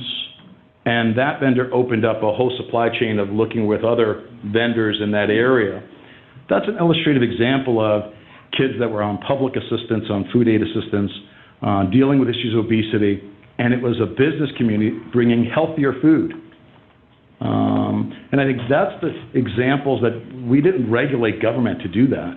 That was bringing people together in a business that then also, it was good for business. It was good for this restaurant owner in terms of their increased revenue. So many examples of that, and then you share those use cases, real examples with others, and I think that's what opens the eyes and imagination for other companies. Jeff? Yeah, Nick, I think you're leaning on the importance of inspiration, and I thoroughly endorse that. Very recently, however, we bumped up against the limits of that. I previously had thought that an inspiring vision will conquer all. And that's a wonderful thought, and maybe it will play out that way over time. But in Spartanburg, there's one health system, and they've been asked to play along on a pay for performance project around early childhood interventions. And they don't see a business case for it. The vision is you couldn't ask for a pure vision. And this is also a story in the failure of, I believe, in the failure of, from the very get-go, making sure that all parties that you think are your partners are at the table and are really partners. This project sort of got near the finish line, and they decided to loop the hospital in, and that really didn't work. I think there was a supposition on the part of the core team that the hospital was in this, and it was until the leader who represented the hospital on the core team retired and left, and she took all of that sort of intellectual capital along with her.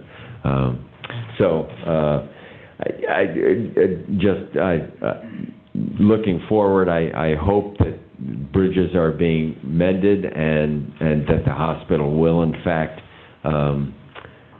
participate. They signed a letter of intent that accompanied a SIPRA application that will support this work. But it was, when it came right down to putting a number to their intent, it was 1/10 of what's required. It was a philanthropic contribution rather than coming out of their operating budget, which is where it needs to come out of, and that requires CEO level approval, and we don't have that, so we'll see. But the road is bumpy, and there are surprises that come at you almost at every turn. Please. Hi, I'm Julie Burns, and I'm with Jumpin' for Healthy Kids in Indianapolis, and we run an initiative similar to you all.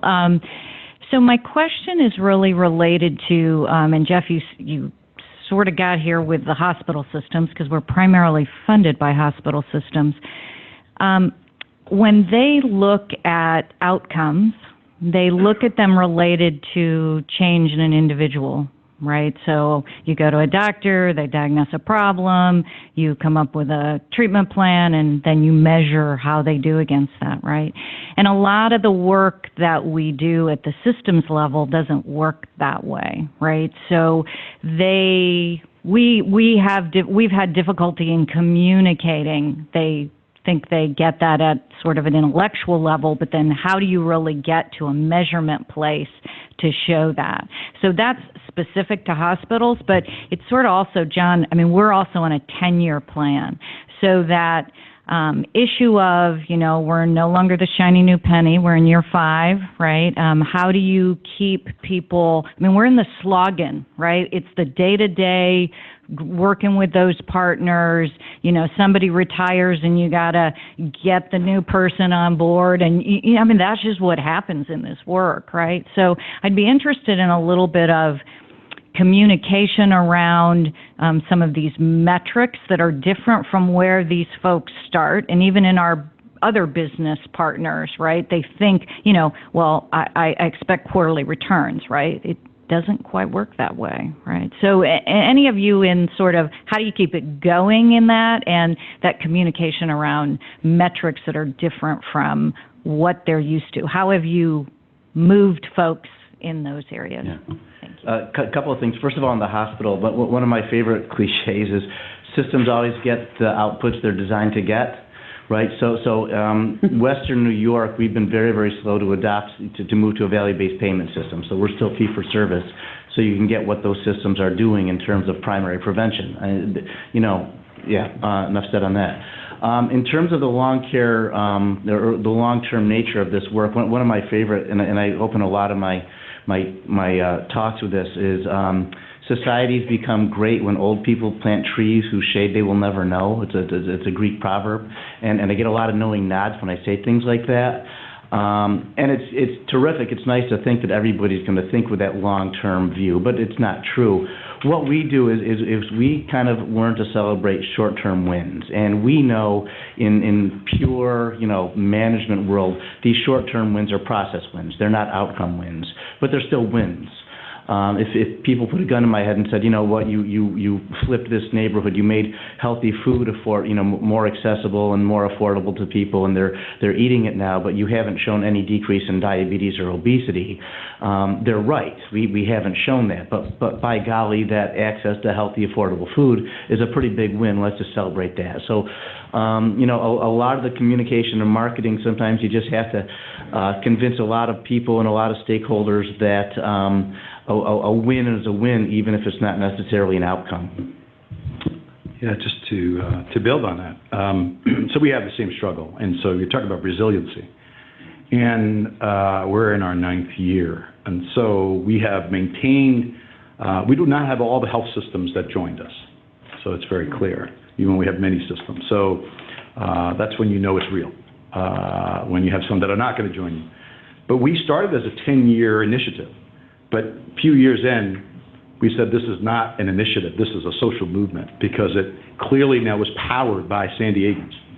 So the power we really shifted to were to those residents and folks that are not going to be shifting as often as maybe the C-suite, number one.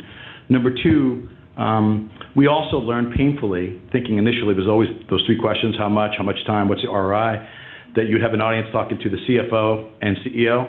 You need to bring the CMO, Chief Marketing Officer. We had to redefine it as a value. How does this create value? Market position, and we start getting into particularly for-profit entities and market position and brand recognition matter a lot. And so I think to earlier point about what's the work, I think it was related to workforce and competencies, and we said, leadership was one. But I think this idea about we have insurance brokers who know how to do this kind of, we really need this kind of pop health architect broker. And it's really a very specialized skill set that can do that translation, and then very importantly, lead it into some actionable steps. For us, it was clearly using media. We have a news outlet that joined us as a partner. We spotlight businesses.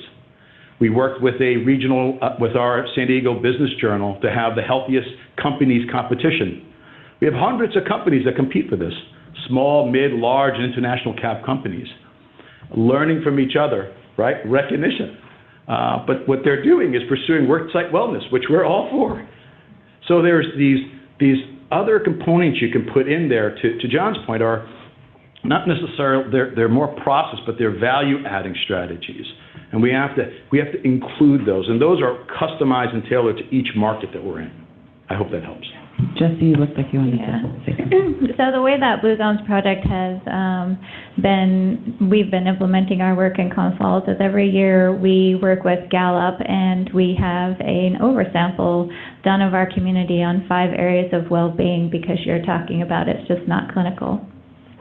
So those are purpose, physical, social, community, and financial. And we are asking over 3,000 individuals in our community, we are rural, 3,000 individuals in our community, and several questions in these 5 areas. And we want to know, for individuals, say financial well-being, do you feel like you can afford what you want or need? And are you thriving or suffering in that area? For an individual with purpose, we ask, do you feel like you have a leader that inspires you?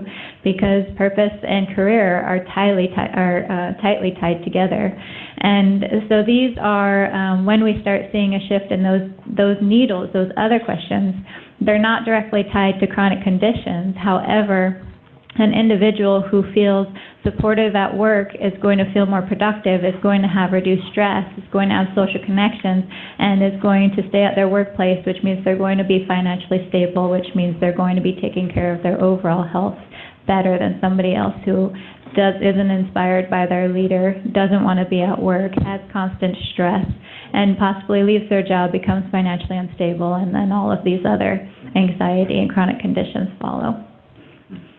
So we have been doing that since we launched, and we continue to do that every year. That is how we drive our work. We look at those at the end of every year, and then we develop our strategic plan for the year following, trying to move the needle on those specific outcomes in those 5 areas. Other questions?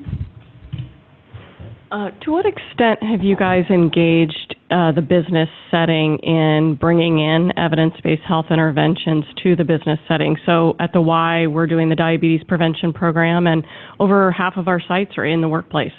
And the business, will screen, the business brings the program in, the business actually measures the outcomes and sees the difference in the healthcare costs that they're spending. And so I don't think, we also do a lot of work on policy systems and environmental change, but I think it's going to take both for folks to see that you can actually influence both the built environment and the health outcomes and put those two together for measurable impact and value-based outcomes. So I don't know if you guys are doing that, but you might want to think about it. I don't know. Well, just one point that just came to my mind more recently. We've been matchmaking, maybe is a strong word, but we've been aligning developers with our social service agencies on doing supportive housing. We have a health homes initiative in California. We have a severe housing shortage in rural areas, and this project was in a rural community for seniors. But we're looking for seriously mentally ill, emancipated foster youth, the whole continuum, right? Families that live in poverty. And so it was bringing in, I guess, best practice evidence-based was that the social service agencies were trying to get into housing, but that's not their competency. And the developers were realizing that we were aligning our resources and the value points to them to providing more of the wraparound. So by bringing in those communities, that has really led to a whole new business environment, which has been a very positive one for us. But as much of the evidence-based policy making we do, we try to bring in with the business community. I will say a fair amount of it is innovation, but there isn't any evidence. When we standardize our clinical measures for heart disease and stroke in San Diego, we reduced it by 22% over a 3-year period for the entire region. These are thousands of San Diegans that have avoided hospitalization. Okay, we like to drink the Don Quixote Kool-Aid, and we want to be a heart attack, stroke-free zone, right? That's the vision. But the idea is we took for-profit and nonprofit and governmental healthcare organizations and companies together to really develop this, we call it Academy of Best Practices, where they go together and share and learn the evidence together and then apply it. So as much as we can, we try to do that. And kudos to you for the DPP, that we follow that same too. Anyone else? Jeff, I wanted to go back to you. You mentioned the small businesses coming together to work on either bundling their payments or providing health programming that was over and above what they were able to do as an individual organization. What has that netted for the program, and what benefits or challenges have you seen as a result of that project? Good. I'm glad you gave me the chance to go back to that. I did promise I would, so here I am. I'm not sure that this answers your question about evidence-based programs in businesses. So the Chamber became involved in this. We convened a group of very small employers. I mean, the largest of the group had 25 employees. A couple of them were onesies, twosies, that sort of thing. And the idea was that, and they had control of this. They sort of, it was a self-determining process, and they decided that what they wanted to create was what they called a well-being co-op that they would all join and furthermore hopefully attract other businesses in the community. By the way, I should say that this project was funded by Robert Wood Johnson through the Georgia Health Policy Center. So this was a fairly serious body of work. And the idea was that once it was designed, the Chamber would take ownership of it. I'm really sorry to say that the Chamber withdrew its support. And this is, again, a story of leadership sort of not really being fully on board. They were at the table. The very top of the Chamber was in the design sessions. They were along all the way. And when it came time to launch a pilot for the program, they came to the small core team that sort of launched this project and said, we're not going to do this. I really don't know why they pulled their support. I think there was some skepticism whether or not there was a sufficient base of employers that would sign up for this to make a go of it. I will say that something got lost in the transition from a small group of a small coalition of small businesses coming together once every 2 months, to sort of design and dream what they wanted to do. Something got lost from that to the well-being co-op that the Chamber was going to own. The original group of employers lost control. I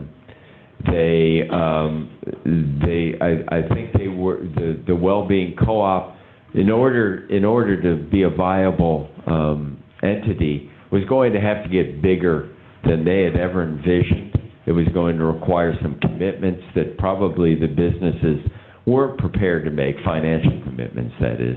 And I think the Chamber probably recognized this and realized this was a nice little idea that fell apart once it got bigger.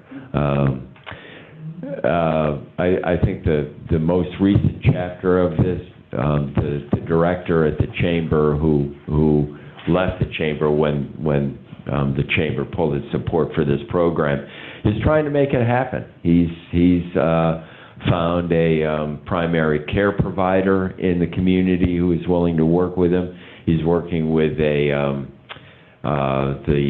farmers market, the local farmers market, which is a nonprofit organization that does much more than just put tables out for farmers to sell their food once a week. They're very interested in doing something with him. Local transportation companies interested in doing something with him. And if he can pull these entities together and create some sort of service offering at a reasonable price, I think he probably will find some success, because it does address some of these needs that their employees have for transportation, daycare especially, second and third shift daycare, which is a problem no one, I think, has really solved in a really good way yet, and access to healthy food. So we'll see how that happens. Thanks, Jeff. We're short on time, but I see Brian standing up. If you have a quick question, I'll let you ask. Okay, super quick. Just piggybacking on the idea of evidence-based, in Oregon, we've discovered that coordinated primary care saves about $240 million to the state over 3 years with a 13-to-1 return on investment. And I'm just wondering what extent any of you have looked into making primary care a fundamental component of this. I'll just continue and say that, sorry, real quickly. If that small business initiative takes off, primary care will be a fundamental platform that will be provided to all those businesses, recognizing exactly what you just said. I'll add to say for our 900,000 Medicaid lives are federally qualified health centers who provide predominantly the primary care are well integrated. We've done a lot of work together with them, interestingly, with behavioral health more recently, and now even substance use disorders. And they have really improved the HEDIS measure, so the savings as well. So that is a core piece of our Building Better Health strategy for San Diego. John? Yeah, we have 13 FQHCs in Western New York, and part of what's really fun is different clinics are doing different things around coordination. Some of them are doing different things around social determinants of health. There was somebody who mentioned the reading and singing to youth. One of the FQHCs actually gives every new parent a book in the parent's native language, and they have a community health worker go to the house and get them reading the book and talking to the kids and singing to the kids constantly. That's one FQHC. Now, so one of them knows about it. We could get all the other 12 doing it too. So different types of coordination using community health workers for all different sorts of things. We're trying to replicate what we know is both feasible and effective. So it's and primary care coordination is a huge, huge part of that. And Blue Zones Project, we specifically focus on the environmental impacts. So we're not clinical care based. However, we have plenty of relationship within our community with organizations that do focus on clinical care, whether primary care or even public health. Well, I just want to thank everybody for being on this excellent first panel. I think the highlights and takeaways that I got from our conversation are that, collaborations are really hard and they're constantly changing. It's valuable to have inspiration and inspirational leaders who are your champions.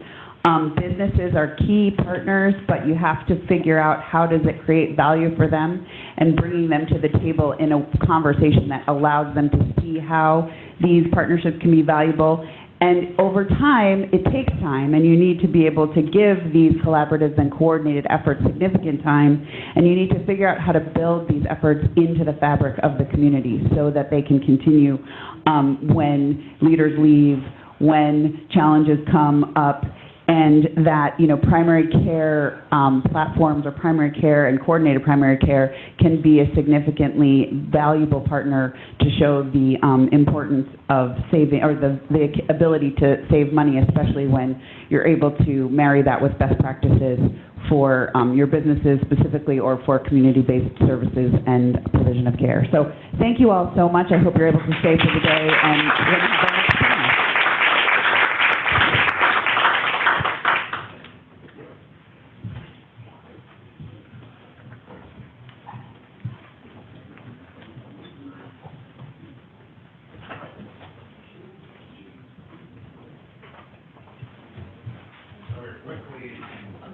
we're quickly transitioning to our next panel here, I do want to invite the panelists for Fireside Chat 2 to join me on stage here.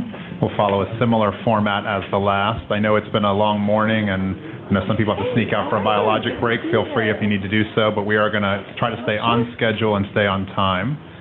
I think what you heard from the last panel, the setup, especially the end there that Michelle gave, is actually perfect for this conversation, because we are going to transition from actually talking about community-led projects to actually business-led projects. And so you'll hear some examples of those here moving forward. And joining me on the panel this morning is Maggie Biscar, Paul Fry, Stephanie Coleman, and Margaret Raham. Just a background, Maggie is Director of Global Partnerships from PepsiCo.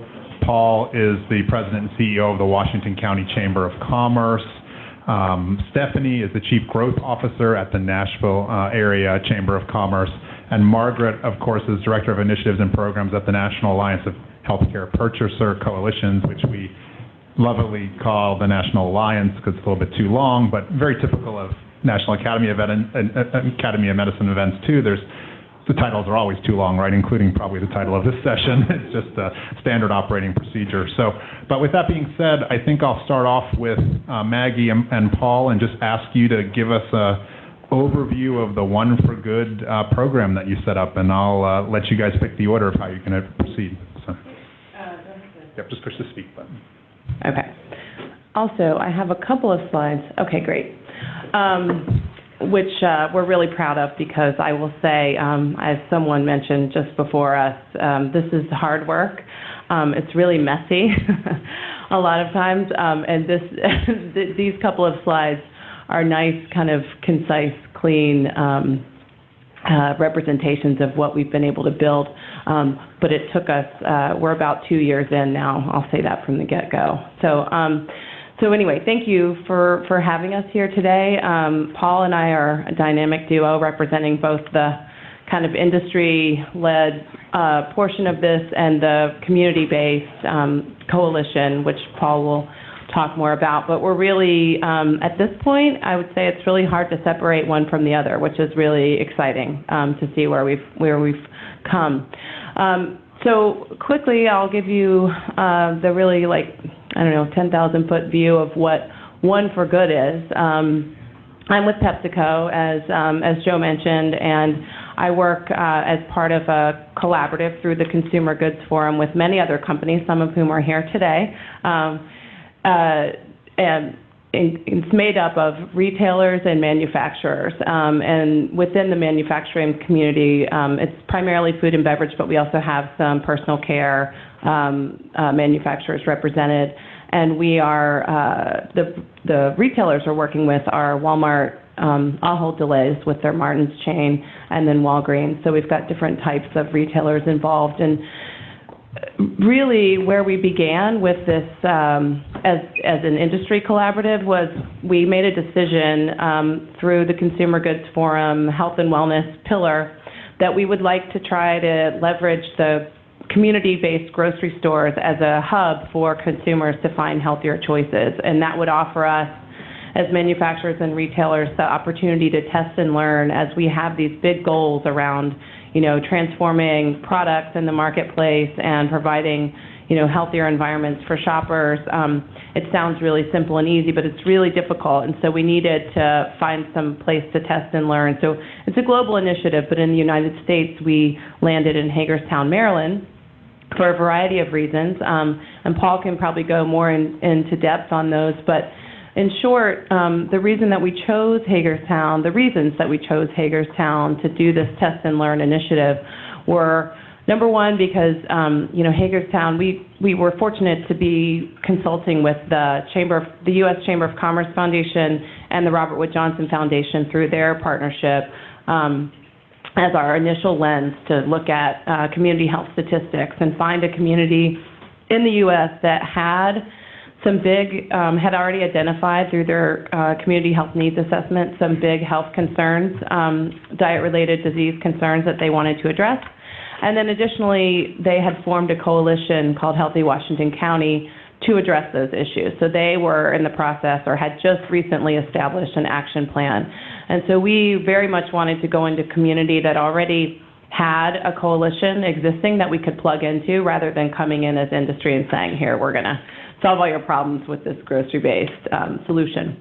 And so I would say, you know, the bulk of our work has been partnership building, you know, with Healthy Washington County, really finding the alignment. So while at once we're trying as retailers and manufacturers to kind of leverage these wellness day events and test out some merchandising solutions, we wanted to do that in a way that directly supported Healthy Washington County goals and objectives. And so over the last 2 years, we've worked very closely on not just, you know, really, first of all, just building trust and trying to, you know, really have dialogue that would help increase understanding between the sectors. Because I would say when we walked into Hagerstown, there was a lot of skepticism around companies like PepsiCo and General Mills and Kellogg's and Campbell's coming in and saying, you know, we want to do this test and learn experiment in your community. We think that's going to, you know, benefit your, and there was a lot of skepticism. So we've worked really hard to overcome a lot of those barriers and increase understanding. And I would say, for me, the big win was being able to talk to the health department about how, you know, if we're able to sell our healthier products in the grocery stores in Hagerstown, and we can drive demand for those products, nudge consumers towards them, and we are able to make a profit doing that, that's a good thing, because that enables us to sell more of those products, right? So that is, have increasing understanding around the fact that making a profit doesn't make it a bad thing. In fact, that's what will make it sustainable. And then having us as a company recognize that if we, you know, if we're going to be welcome in Hagerstown to do this test and learn, we have to really be committed to supporting the objectives of Healthy Washington County. And I think that's been a real win. I think what I kind of like to show here on these slides is that over the course of the last many months, we went through a strategic planning process in January with Healthy Washington County, where we came away, you know, based on the objectives of Healthy Washington County, we came away focused on 4 pillars that we as retailers and manufacturers, the groups that are represented there at the bottom, could firmly support. And so, for instance, we as PepsiCo, we're promoting healthier food choices through our test and learn activities, and to some degree tied to medication adherence, where we're running a little pilot, putting healthier waters and healthier no-sugar beverages in the pharmacy, right? That's an example of some of the things we're doing. And then there are other retailers and manufacturers who have things to promote around smoking cessation and exercise. And what's exciting is it looks really simple, and we've come away with this beautiful, you know, strategic alignment framework that shows what the inputs are, what the outputs are, and what the long-term metrics are that we're driving towards. And we've broken them into immediate, intermediate, and long-term, so that it's clear when we make some progress in these short-term arenas, selling healthier products, for instance, that is a big win, but we've got a long way to go. So this is definitely a long game. We're, you know, I think we've been able to individually and collectively show the value of the work we're doing to our internal leaders and all to some external stakeholders as well. And so I think we're starting to collect data, which is exciting because it's hard to share data among collaborative competitors. But we found a way to do that, leveraging a third party who kind of de-identifies the data. So I think I'll stop there and ask Paul to talk about, you know, what they're doing in Healthy Washington County and why they would welcome this group of industry players in to be part of their coalition. Thank you, Megan. Good morning. As one of you, or as you saw, one of our pillars is exercise and physical activity. So I think we need a stretch break. I didn't see everyone stand up. So. I think we can keep the slide on. Is that good? Or no? That's fine. Either way. All right. And when you work in business, I know one of the things, getting up from your desk every once in a while, you should walk around. So that's just a good reminder. I've been on this journey of health and wellness for about almost 40 years. My first career is in restaurants. I worked for Rogers Fast Food. We sold all the healthy choices, fried chicken, hamburgers, French fries. And I was fortunate to work for a very enlightened owner of the company, Pete Lamont Sr., who saw that health and wellness, even in our industry, is very important. And he started health fairs and worked with our managers. And so I saw at the age of early 20s the importance of health and wellness in work. Fast forward to 2010, I started working for the Frederick County Chamber of Commerce in Maryland. And we had a health and wellness initiative in the community and worked with a lot of partners. And the Chamber was a big partner with that. And then I went to Washington County in Hagerstown in Maryland in 2014, 5 years ago, exactly to this date. And I sat in on a group of health folks meeting together, health department, docs, community groups, nonprofits, and there was no other business representation there. Zero. I was the only person. And one of the docs said, we really need business involved. And I said, you're right, we do. And 5 years ago, we started this journey and got together with Healthy Washington County, and over 50 partners meet about every other month for a couple hours. And I heard from Lawrence Bodish, U.S. Chamber, about 2.5 years ago, and he said, we have an initiative through Consumer Goods Forum that we're looking for a community to work with in partnership. Are you interested? And I said, I played hard to get. I said, I think so, but let me check with the group. I checked with the group, and they said, absolutely. And what Consumer Goods Forum brought to us was a lot of resources. We're a community of 150,000 people, did not have a lot of resources to coordinate, and so they brought to us the ability to start talking about metrics and to have a branding message.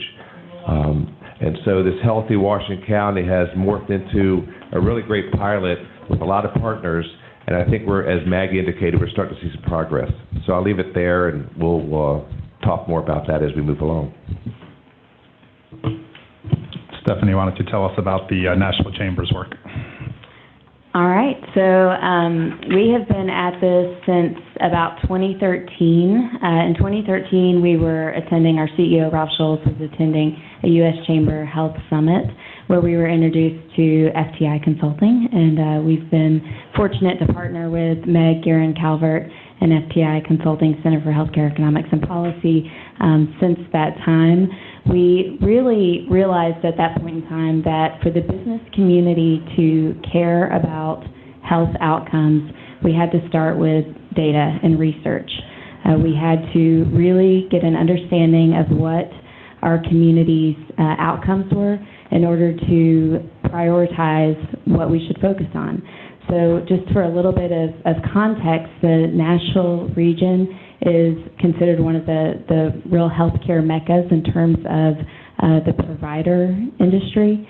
But when you look at our health outcomes, we are ranked one of the worst states and regions compared to our peers. So that's something that really gets business community's attention when they don't like to be at the bottom of the ranking list. So we started there. We first partnered in 2015 to really do a broad study on, it was a pilot study on access, quality of care, and cost of care in the Nashville area, and also looked at chronic conditions and behaviors in the Nashville region, the MSA, compared to those communities that we partner with, or that we compete with, I should say, most often in terms of economic development.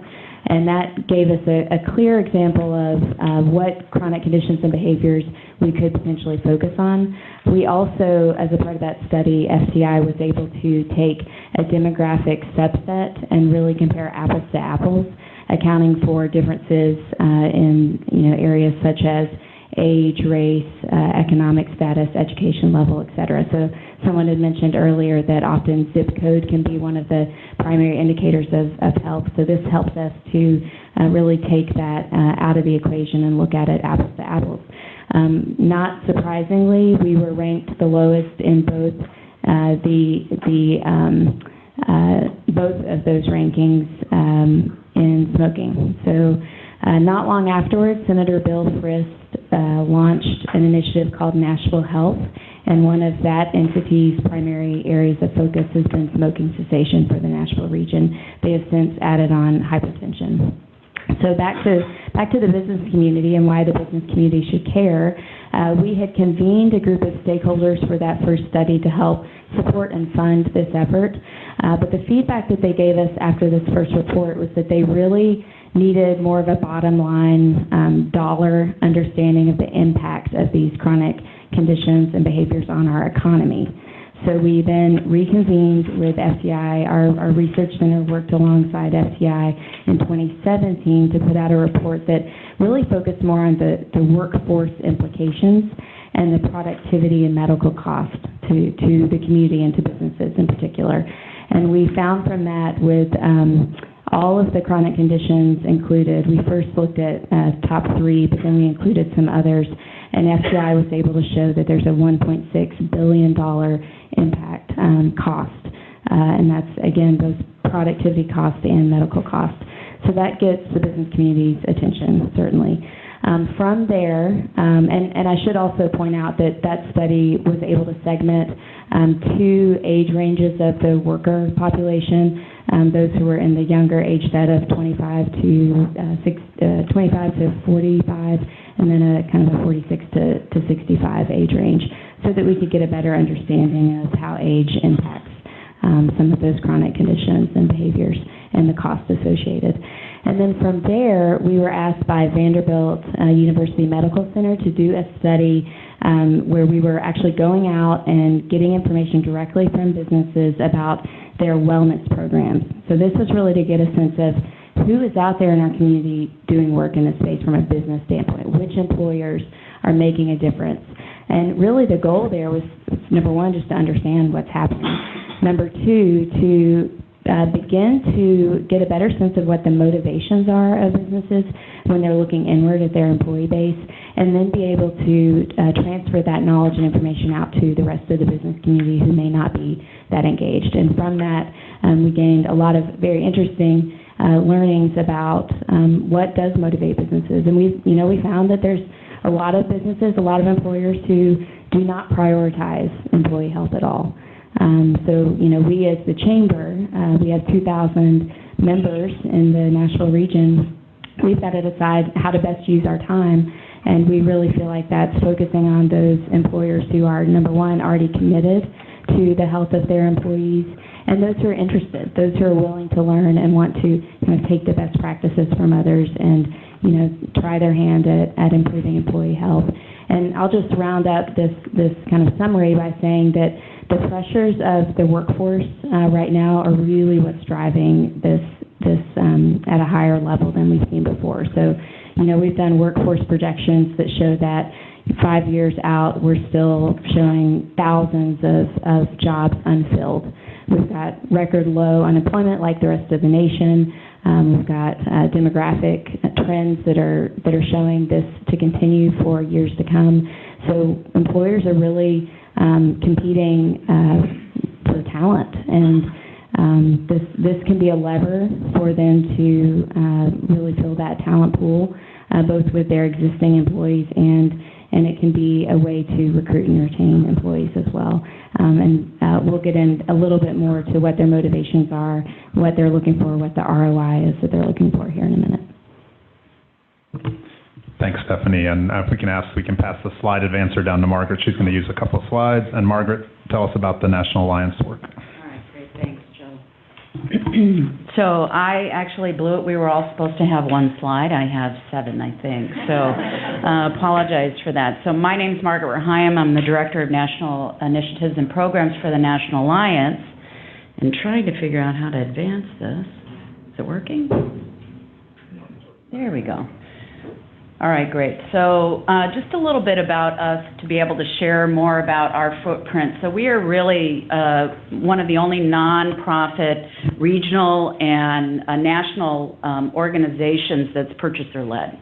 So when you take a look at who we are across the board here, the picture behind in the dark colors where we have a majority of our coalitions. Our members represent more than 12,000 employer purchasers, and that is equivalent of about 45 million Americans spending about $300 billion annually on healthcare. That's a lot, right? So what are we actually doing with all of that? So our mission is to really take and leverage what is happening regionally across the country so that we can drive innovation, health, and value for organizations across the country. We actually have just repackaged ourselves and are rolling out a lead, leverage, localize campaign. And so as we talk about ourselves, we have the ability to wrap around a little bit clearer our framework and what we do, because we do a lot in a lot of different areas, because our coalition leaders that we have leverage what's happening in their market, leverage what's happening locally. You'll see that we define and drive value in a lot of different areas.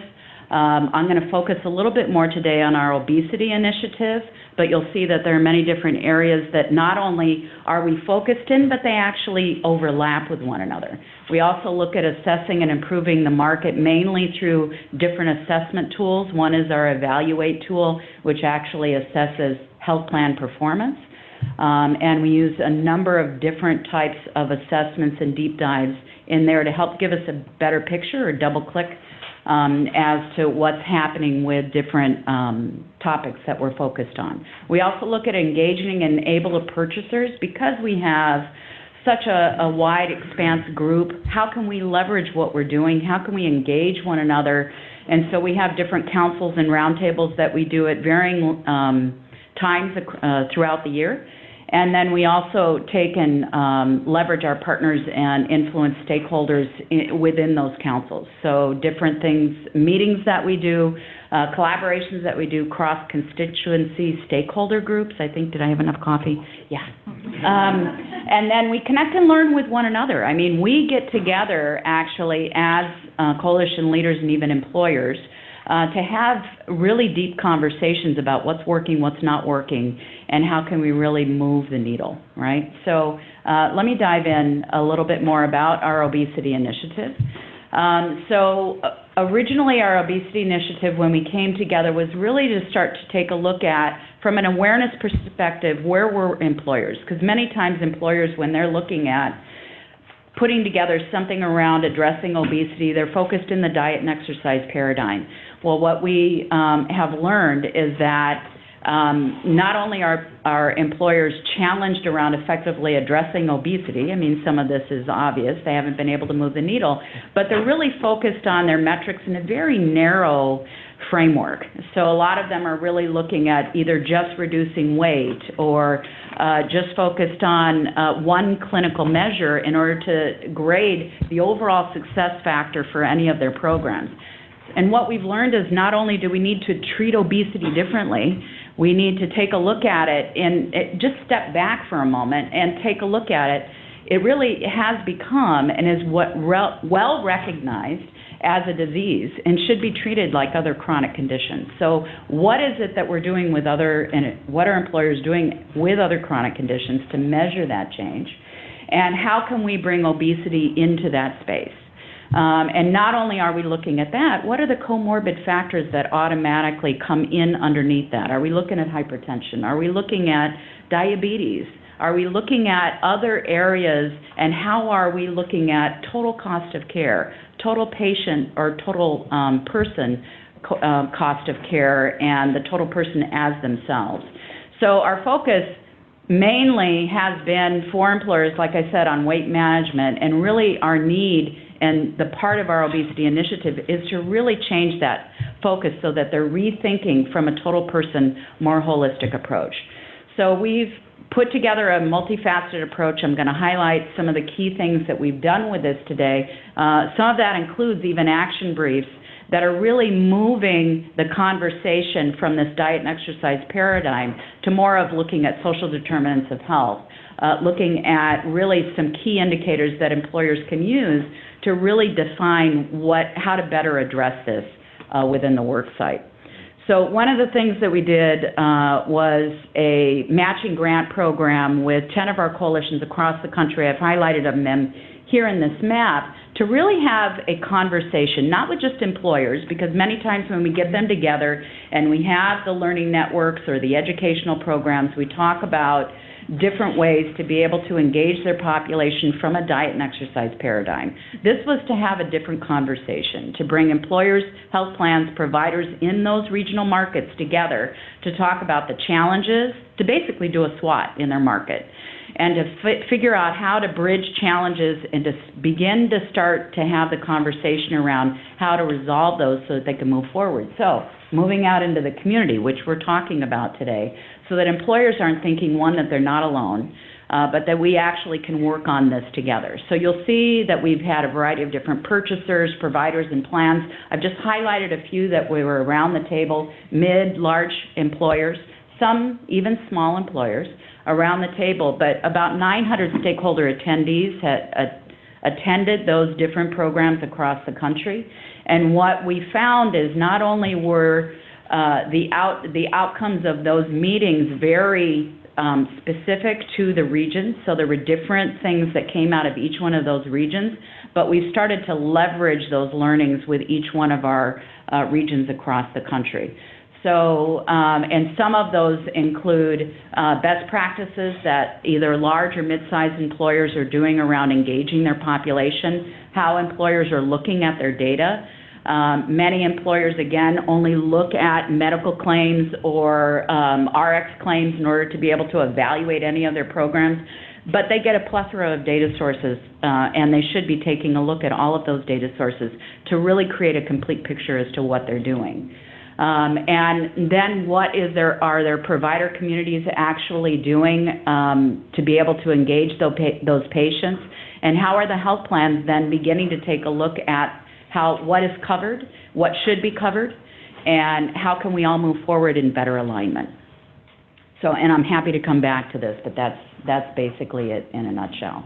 So when we take a look at other coalition efforts that came out of that initiative, I won't read through each one of these here, but you can go down the list and you can see that it wasn't just about a conversation. It was how can we actually now take the next steps to move this forward, putting together economic models that employers can use, taking a look at how we can really evaluate our data a little bit differently. How can we partner within the community, even beyond this conversation, into next steps, so that we can gain some traction, and how can we move forward? A lot of our employers use the DPP program. I heard that mentioned in the first group, and that's great. I do have some follow-up with that, because we did do a deeper dive with one of our coalitions. And then also taking a look at how we're working with ongoing community efforts over time. So let me this is my last slide here. So key takeaways from our diabetes prevention program. One of our coalitions actually dove into their employer members and said, what are we doing around, yes, this is focused on diabetes, but a very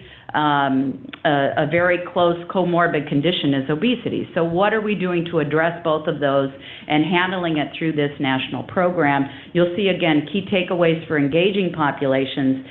Many times when employers are looking at engaging populations, they'll look for the silver bullet on that slide. I'm going to recommend, and I'm sure many of us are already moving in this direction, that we look at all of that. And you take a look at all of that and creating a comprehensive strategy that works, but you're really taking a look at what is your population needs are. Because all of those will change and all of those will be altered based on what that particular employer's needs are, what that workforce needs to move forward in, and how the ultimate strategy is, right? So it can be very tailored. But the last one, timing is everything. Making sure that you do it at the right time and the right place, and that you're really looking at ways to measure and evaluate what you're doing moving forward. So I know I probably took more time, and again, you're great. Thanks, Margaret. Thanks for indulging me, Jeff. No, I appreciate it. And just like with the last panel, I would invite you to come to a microphone if you'd like to ask a question. I'll use the chair's prerogative to get us started, of course. But so Bob asked a great question of the first panel, which is, he asked us, how do you identify communities that are ready to engage in this kind of cooperation? So I guess maybe I'll throw it to this group and the question the other way, which is, how do you identify businesses that are ready to engage in these kind of community health efforts? So anyone can start, whoever wants to be brave enough to go first. I don't know about being brave, but I'll go first. you know, the Chamber of, I am proud at all of our ribbon cuttings and events we have to say that the private sector drives any community of success. If you don't have a thriving business sector with jobs, people can buy houses, they can get washing machines, get cars, you're not going to have a very successful community. However, if you don't have good quality of life, it doesn't matter how thriving a business climate is. So we do both. We want a thriving business climate, we want a thriving community. And so I think to find a business that's ready, someone mentioned earlier, you got to go to where they are. And I think you have to keep it simple and show them the return on investment. And it's an investment. And we have in our community a number of businesses that are already doing something with wellness. Hub Labels is about a 90-person company. They make all kinds of labels for beer bottles and Purdue chicken packaging. And the owner, Thomas DeBora, for 15 years has been on this wellness initiative, and he has workout rooms in his building, in his office for his employees. He gives his employees time off. So I think many businesses are ready, and it was pointed out that it's a really tight employment market. And so I think going to them, keeping it simple, giving them alternatives that they can use, and then having a plan that can work with them. We have, through Healthy Washington County resources, so if they have a question, we can refer them somewhere internally. So I think go to who is already doing it, show them return, and collaborate. Stephanie, you want to pick up on that? Sure. So one thing that we've learned along the way is it can be really overwhelming to businesses who haven't really engaged in employee wellness to take on a grand, comprehensive employee wellness program. So we want to encourage employers who are interested in this to just start with small steps. Try, just a couple of different things that could really have an impact on their employees. Whether or not they're ready, one thing I'll say is that it has to start at the top. So you've got to have C-level leadership interested and engaged in this. If it is, just kind of mid-level or below that are trying to push forward, or just the HR department trying to push forward employee wellness, it is not going to be effective. So that's kind of step number one is C-level. But you also do need champions within the organization to really keep it going, keep it consistent, keep the communication going throughout. And you need to do an assessment from day one to figure out what your employees want, what their needs are, and what they want.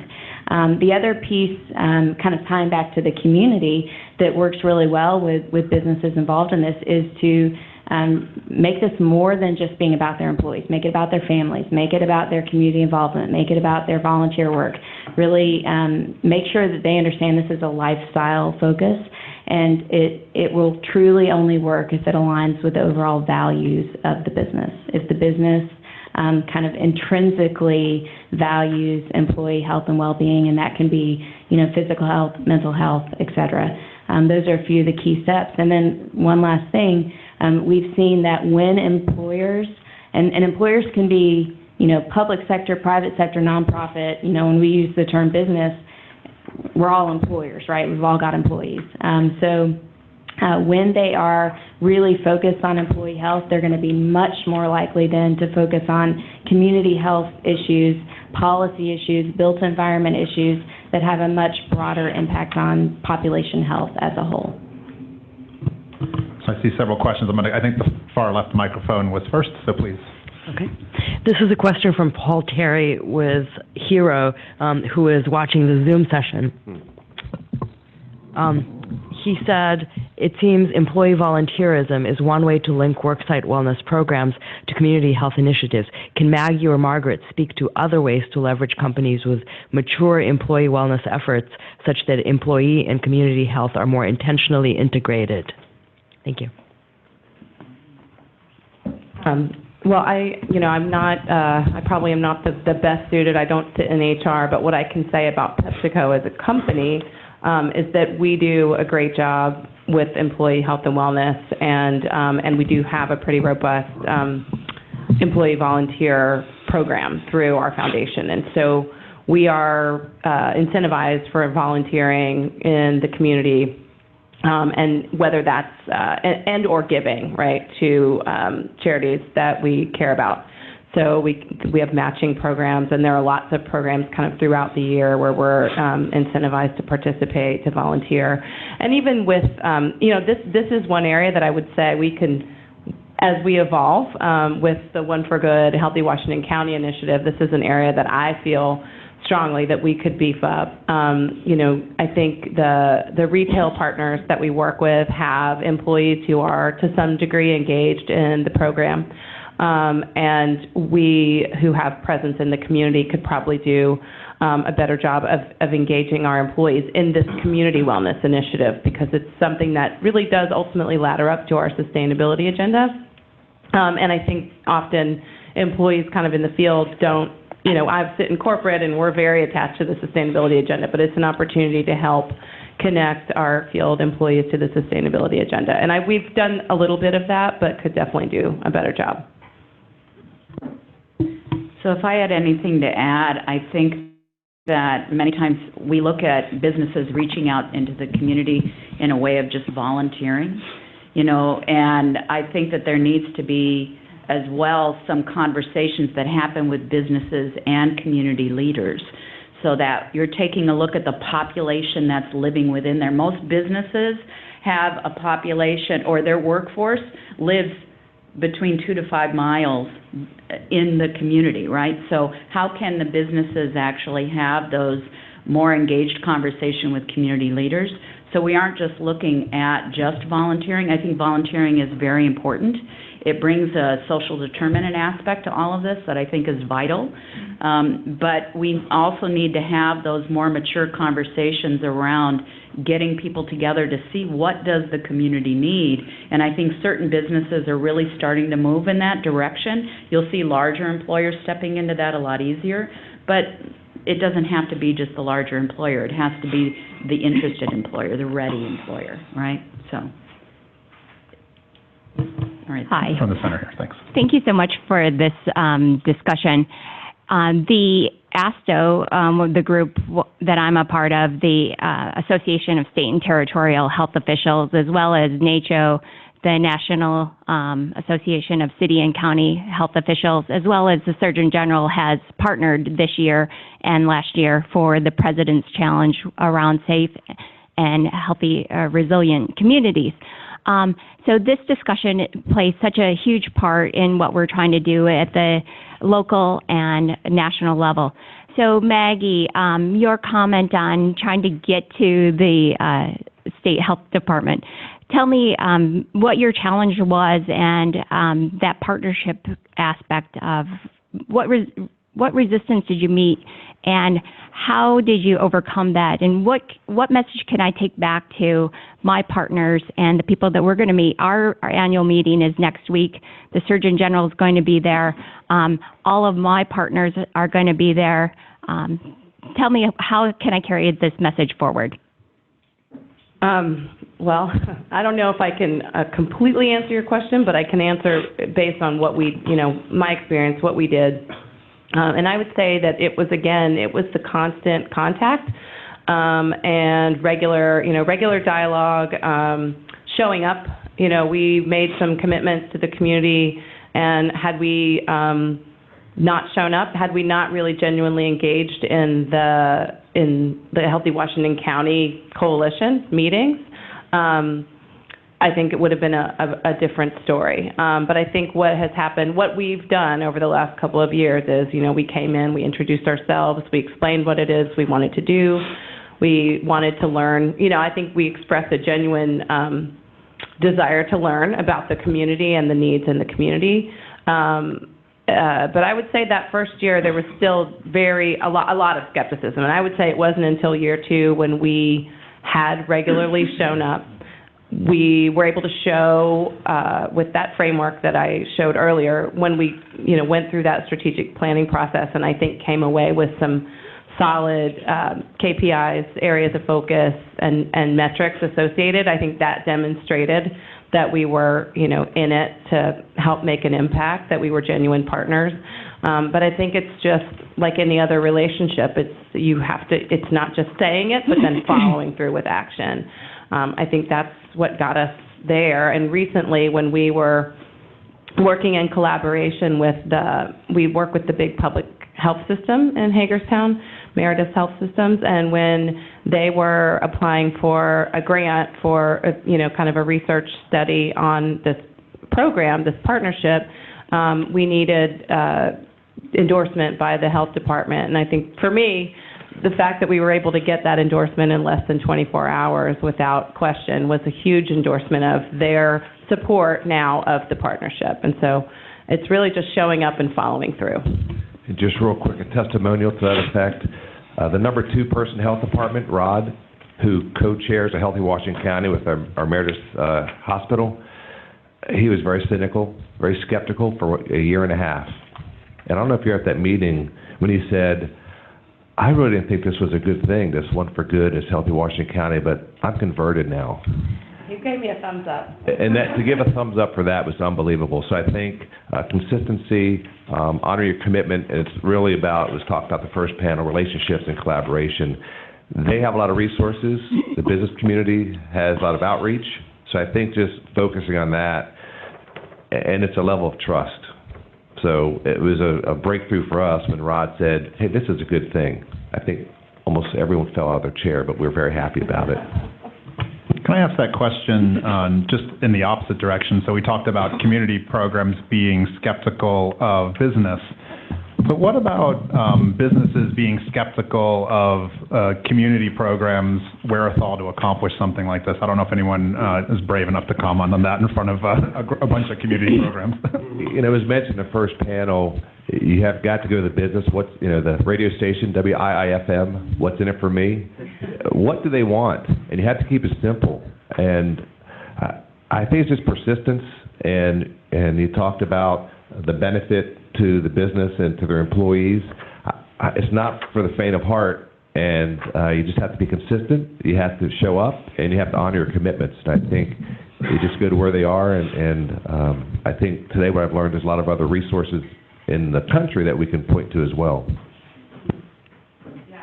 I would add to that because I have to, my background is in nonprofit. Before I came to PepsiCo, I was in the nonprofit community. And then when I came over to the corporate side, I can now really clearly see why each sector, has skepticism about the other. And I have to regularly make the argument for our continued involvement in this project, right? Less so now than in the early days. And so I am constantly asked, why is this community engagement, piece of the work so important? Because that's a lot of the time, that I have to validate, my time. And I think, I'm able to make the argument that we don't take this test and learn opportunity seriously and take the time to learn and understand how a healthier community can help support growth in our good for you and better for you categories, right? Then, so that's really the argument that I make. Like, if we can create a healthier, help to support the creation of a healthier environment, that creates the type of demand that we want for these products. I have to really clearly make the link between our business and our commercial growth and engagement with the community. And then, of course, there's an added bonus that, then we can showcase this work that we're doing, which is a great thing, right, for our public affairs, government affairs, and, it's just kind of a byproduct. So, anyway, that's my... Stephanie, Margaret, any additional comments? Just a couple of quick comments. Community involvement has really been a core part of the Nashville business community's DNA for many, many years.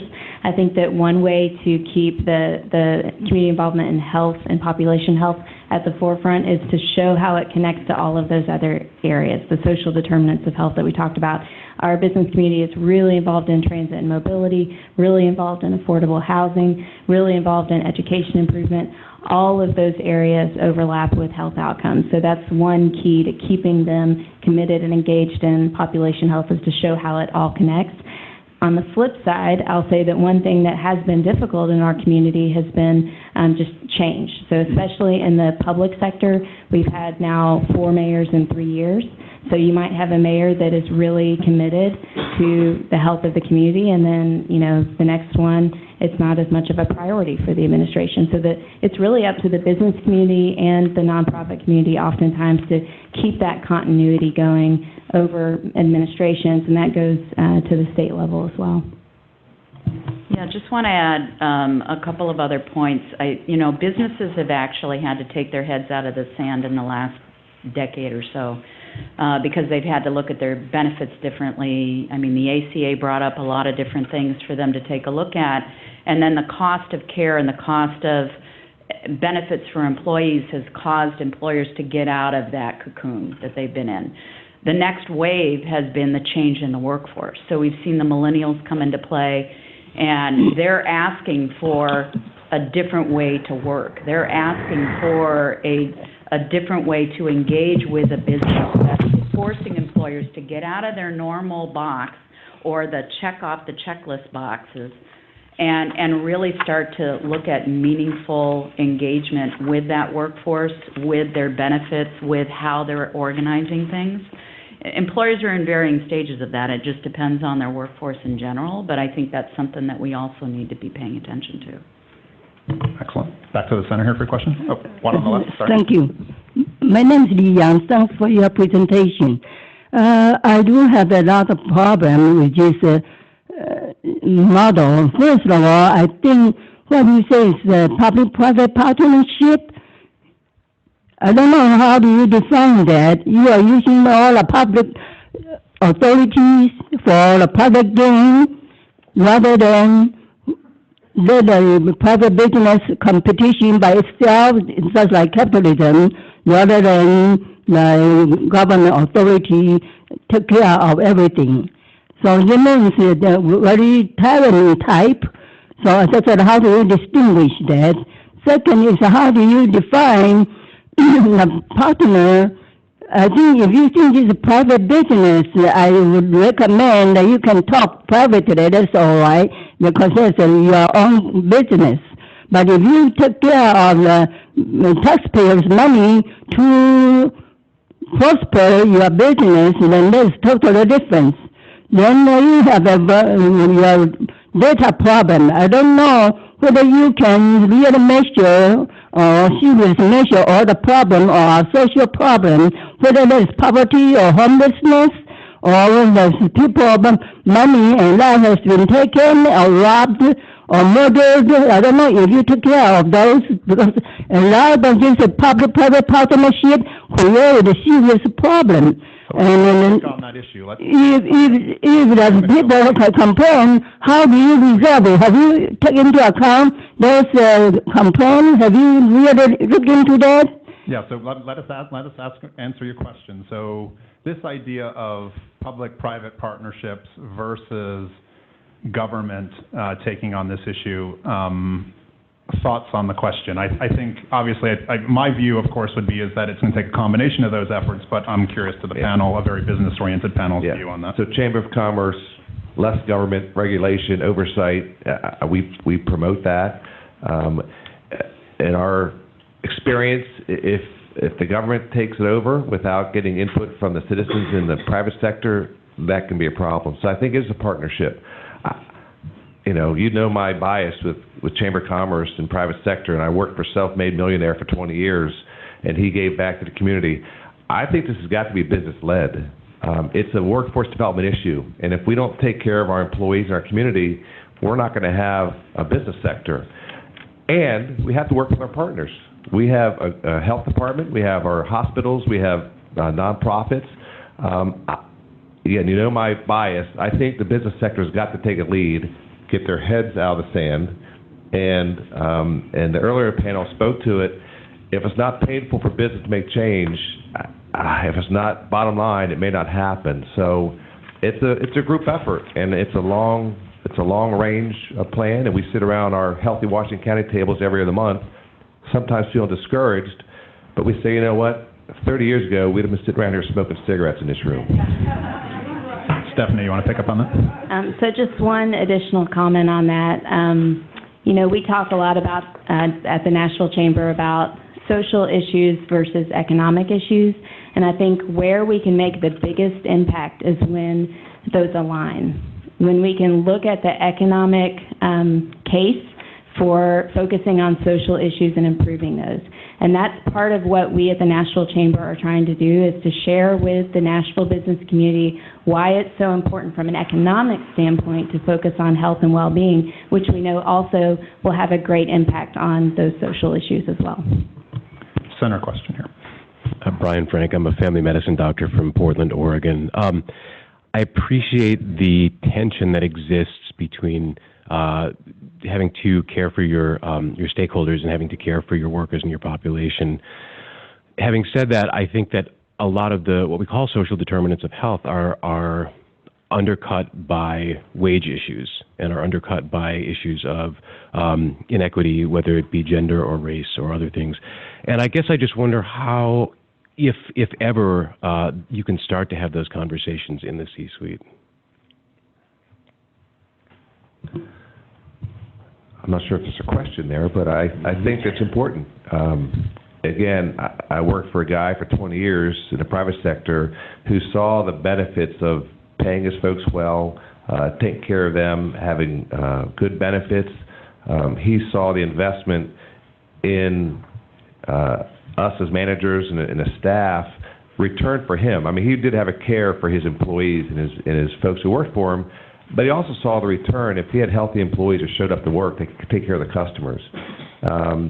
So I think,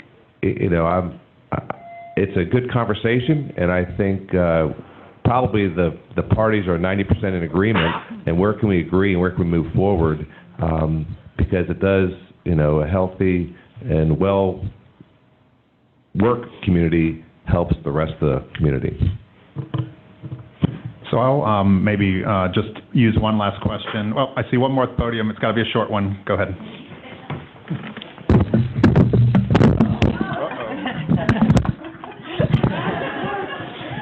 Gee, I don't do short.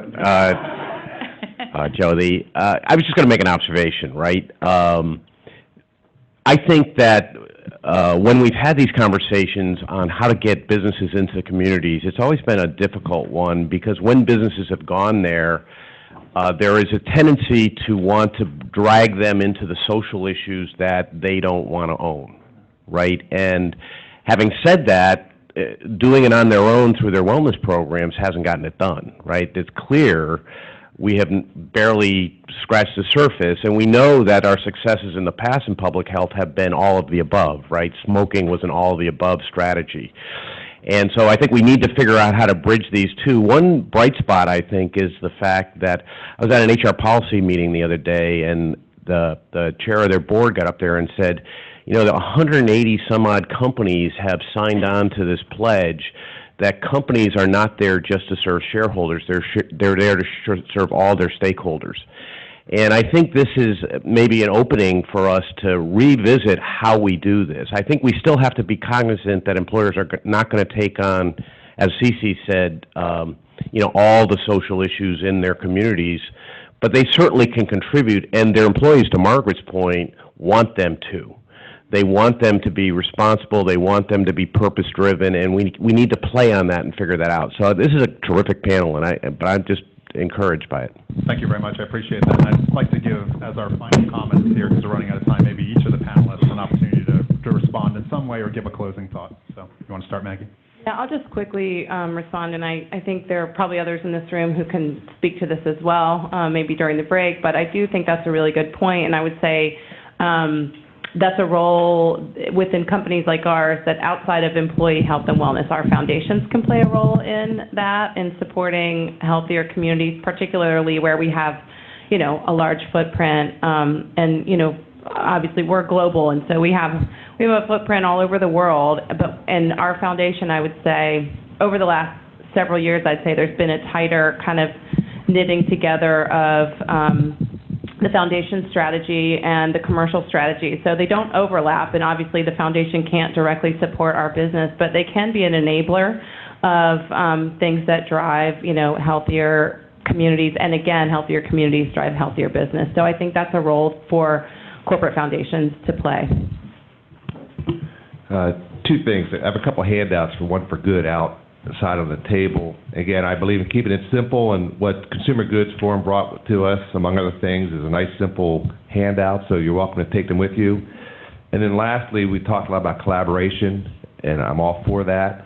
And you talk about the conversations, and a good friend of mine who was in politics said, you're either at the table or on the table. So I think we need to be at the table together and working together. So my final comments are sort of expanding on one of the last questions, which was around the issues of the business community's responsibility when it comes to things like wage growth. And we at the National Chamber are really embarking on a deep look at inclusive economic development.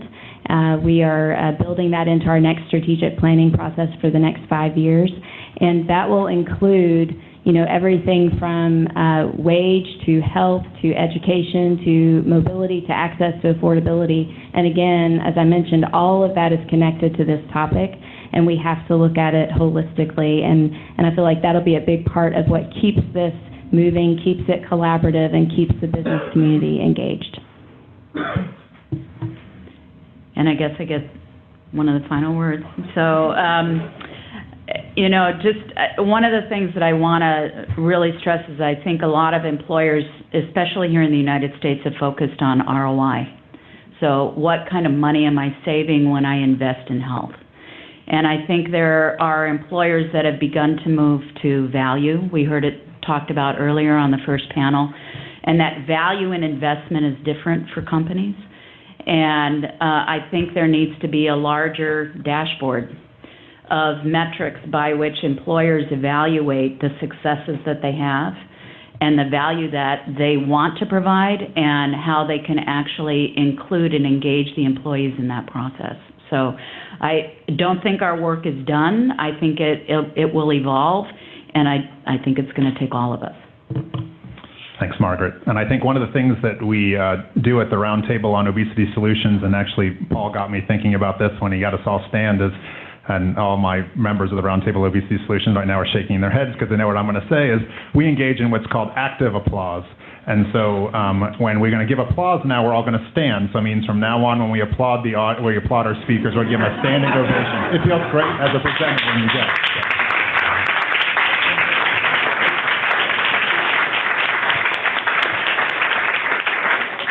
And if you want to maybe stay standing or seated, I'm going to take just a very few minutes to kind of go through a little bit more on the breakout sessions. So basically what we've designed into the schedule is a time period from 11:20 to 11:45 to grab your box lunch, to walk around, to answer phone calls, to do whatever.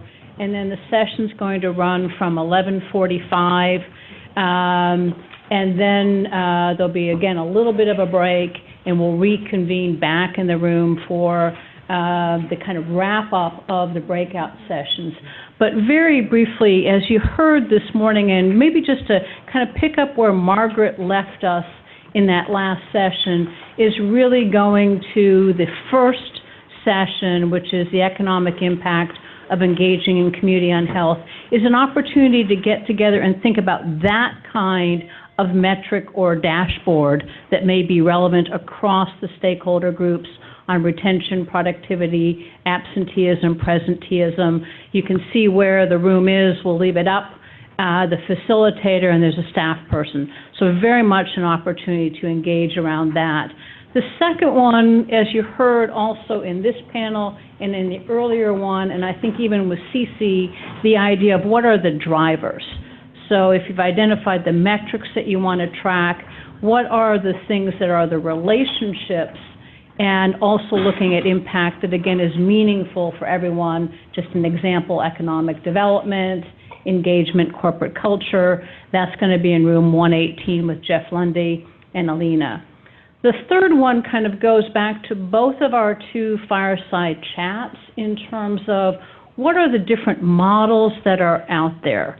You know, is there the Nashville model? Is there the Hagerstown model? Is there Live Well San Diego? How did that tweak and modify itself in live well, Western New York, and then particularly for you, as you're looking which of the models, what are their attributes are most meaningful, that's going to be the third session. And the fourth, I think, is really a very special one as well in terms of, given that we're moving in this direction, what really does work to align together all of the participants.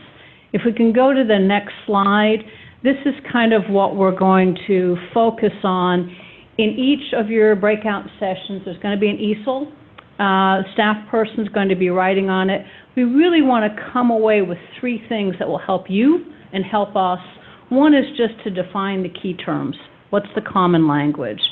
The next is, what are the one or two, not 20, but the one or two action items that really work in each of these?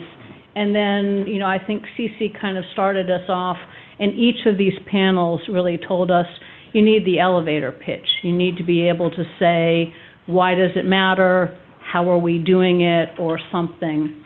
And so these will be, as we come back at 1 o'clock, that the moderators of each of your breakout sessions will kind of be summarizing. So choose the session that works best for you, and you'll get the benefit of the other three sessions as well. So with that, lunches are outside, and we'll keep up maybe this slide with the rooms for the breakouts. It's also in your program so that you can know where to go.